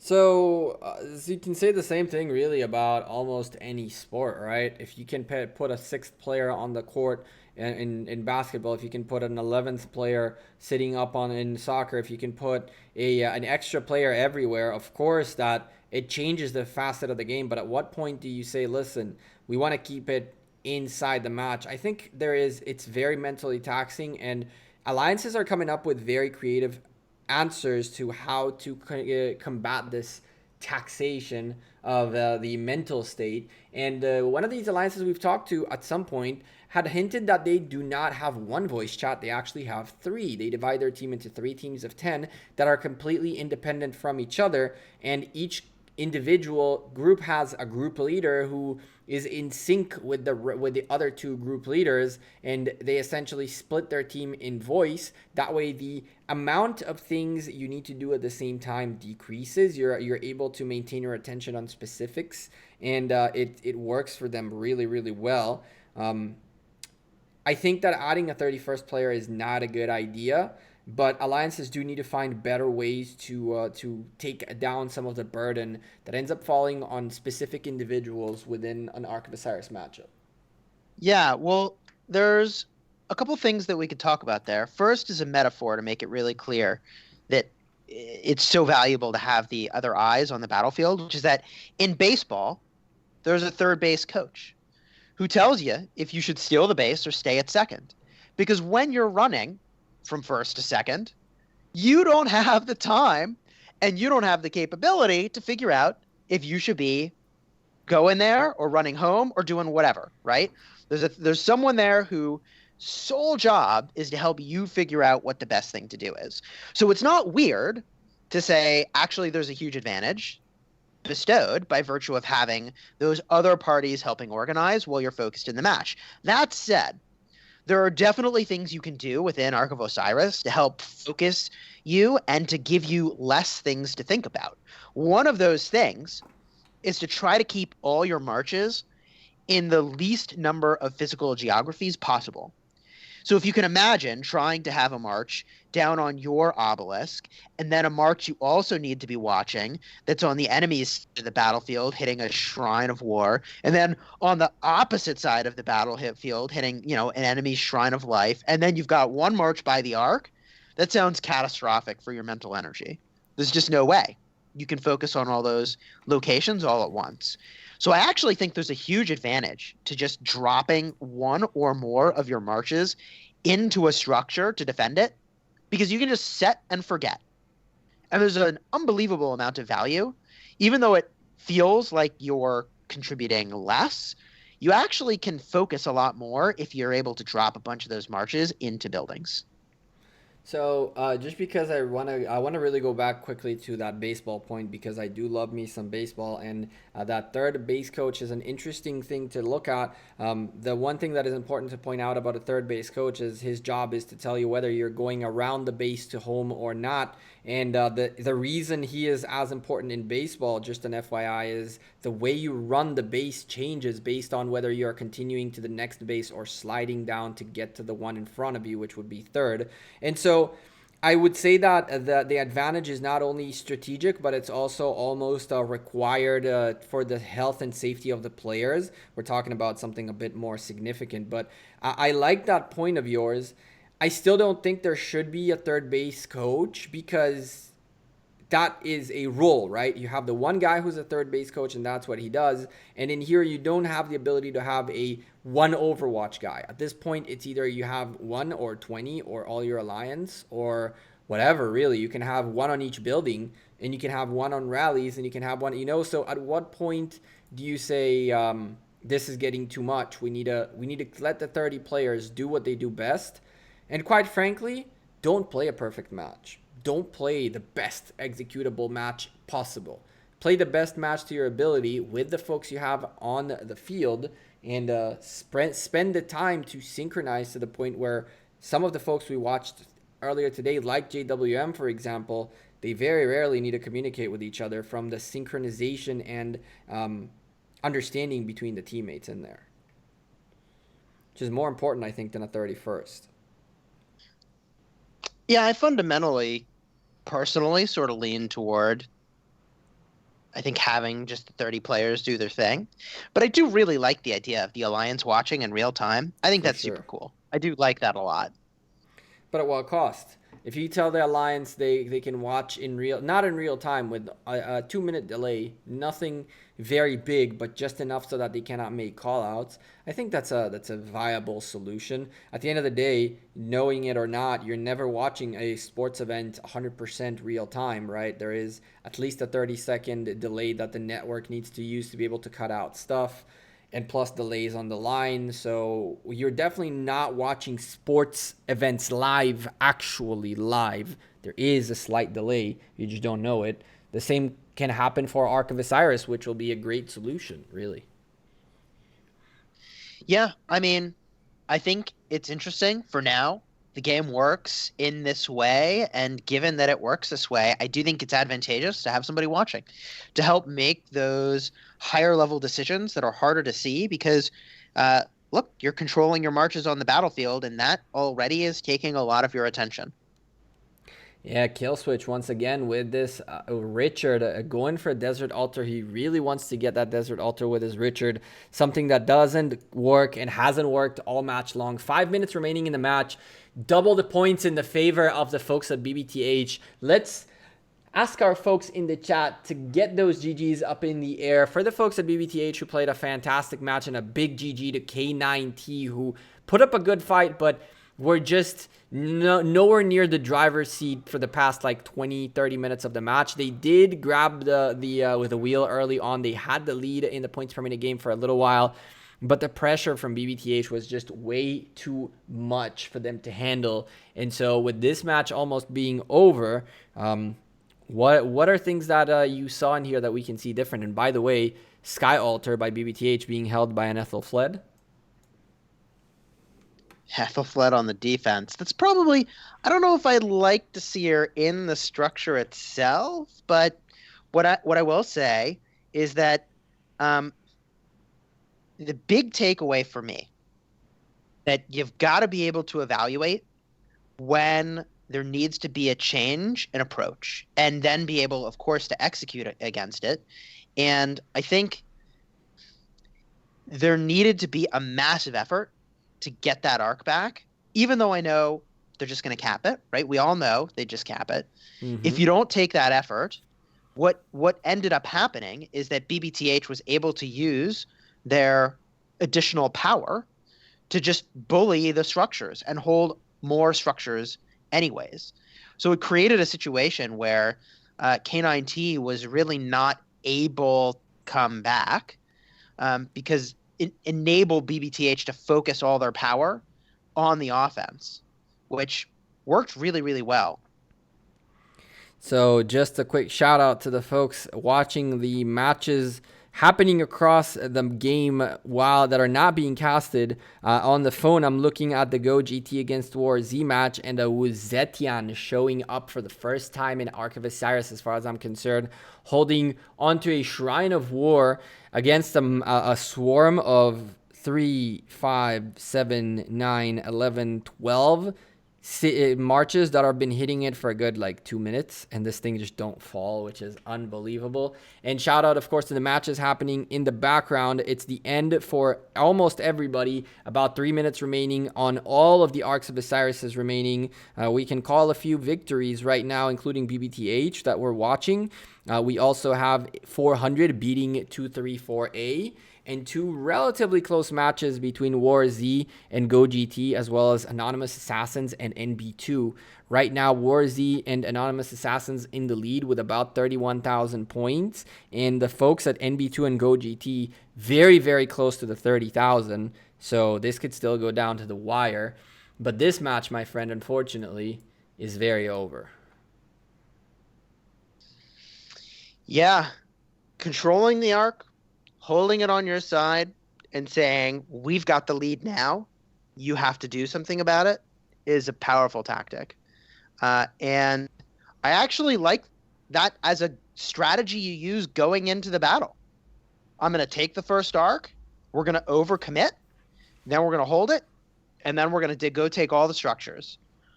Pretty powerful strategy, and I like the way that they executed against it.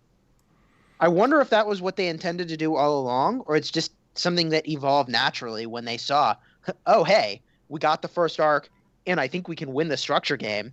Let's just hold it. Chisco, you're going to have to continue from here a little bit, my man, because I'm trying to figure out what else is happening on the field, because there are 2 very close matches happening behind the scenes that we are not casting, but I do want to keep our community informed of what's going on in those matches. So in the last minute or so, what are things that you've learned today when it comes to commander pairings? We've seen quite a few commander pairings in this double header, and a few surprising pairings we've been seeing both on the offense and the defense. Which pairing have you seen that surprised you the most, that you're actually curious to explore even further? So I find myself unconvinced that healing is necessarily the best choice for defense, and I still find myself wondering is the best defense going to involve some healing or something else, given that people know to use the counter to that healing, and at the higher ends of play, that's only going to become more and more prevalent. I find myself wondering what the right role will be with Ethelflaed, and we don't see much of her. It's in part because people are just getting to the point where they might want to 6-star her, in part because they've had other projects. But I think everybody's really sleeping on just how effective she might be. And I suspect that teams like 96RZ are using her all over the battlefield. And, when I took a glance in there, it seemed like that might be the case to get those debuffs applied, because gosh darn it, they're really, really powerful. The other, and by the way, right, this is a commander everybody can get free to play, which is really strong. Let's get a look, Gecko, at those stats, which are now about to show up on the screen. Looks like Lohar is ushering us in to the MVP, who is Ralph from K9T. One important quick thing before we go into the stats of this match, NB clutched a win last second, 400 points in their favor against Anonymous Assassins. What a crazy, crazy ending.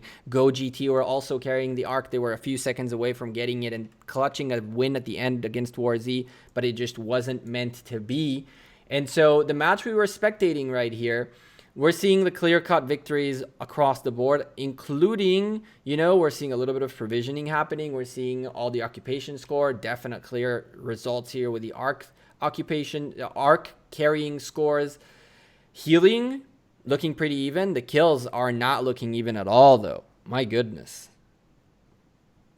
Yeah, that I can't remember the last time. Well, no, I mean, I think the kill differentiation is telling actually a pretty big story here, right? It's telling a pretty big story, which is that we saw K9T in the open field a lot.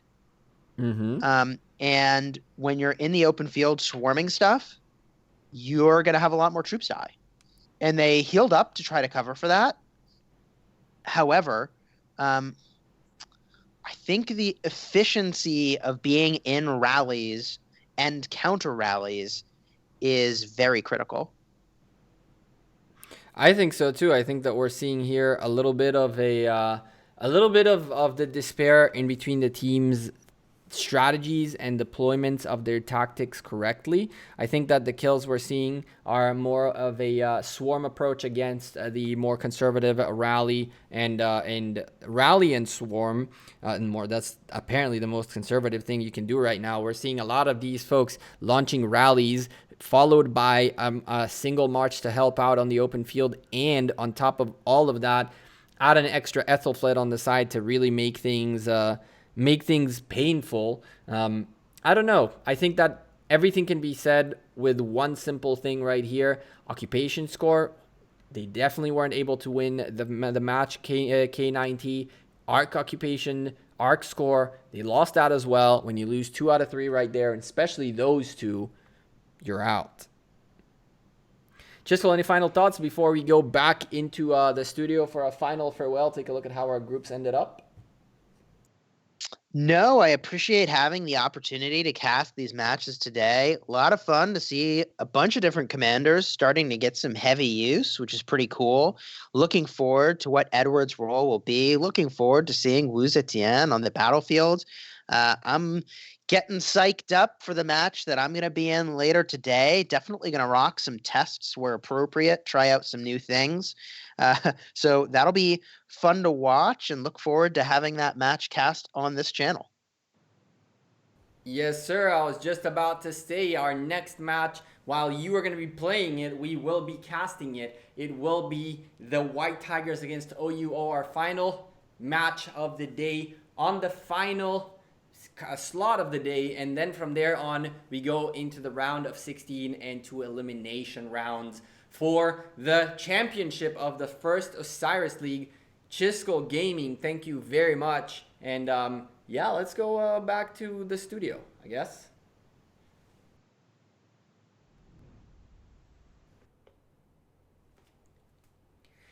And so, yeah, we wrap up the doubleheader of the day. This doubleheader might have not been the most exciting matches we expected. I was very happy to see BBTH and K9T showing up towards the end, because even though that match of theirs did not really count for much, they showed up a lot more than two other matches we casted today that did have the ability to get out and potentially upset and make a team go into the playoffs. And so, awesome showing by BBTH, awesome showing by the folks of K9T, and awesome showing by you beautiful people in the community who came, chilled with us, supported the stream. Before you leave though, make sure you slap a like on the stream. Thank you for continuing to support Rise of Kingdoms and the content creators of Rise of Kingdoms who have put this together. If you guys want to go, give us a shout out, help us out a little bit, you know, come say thank you or come say hi, get to know us. All the links of all the content creators involved are in the description down below.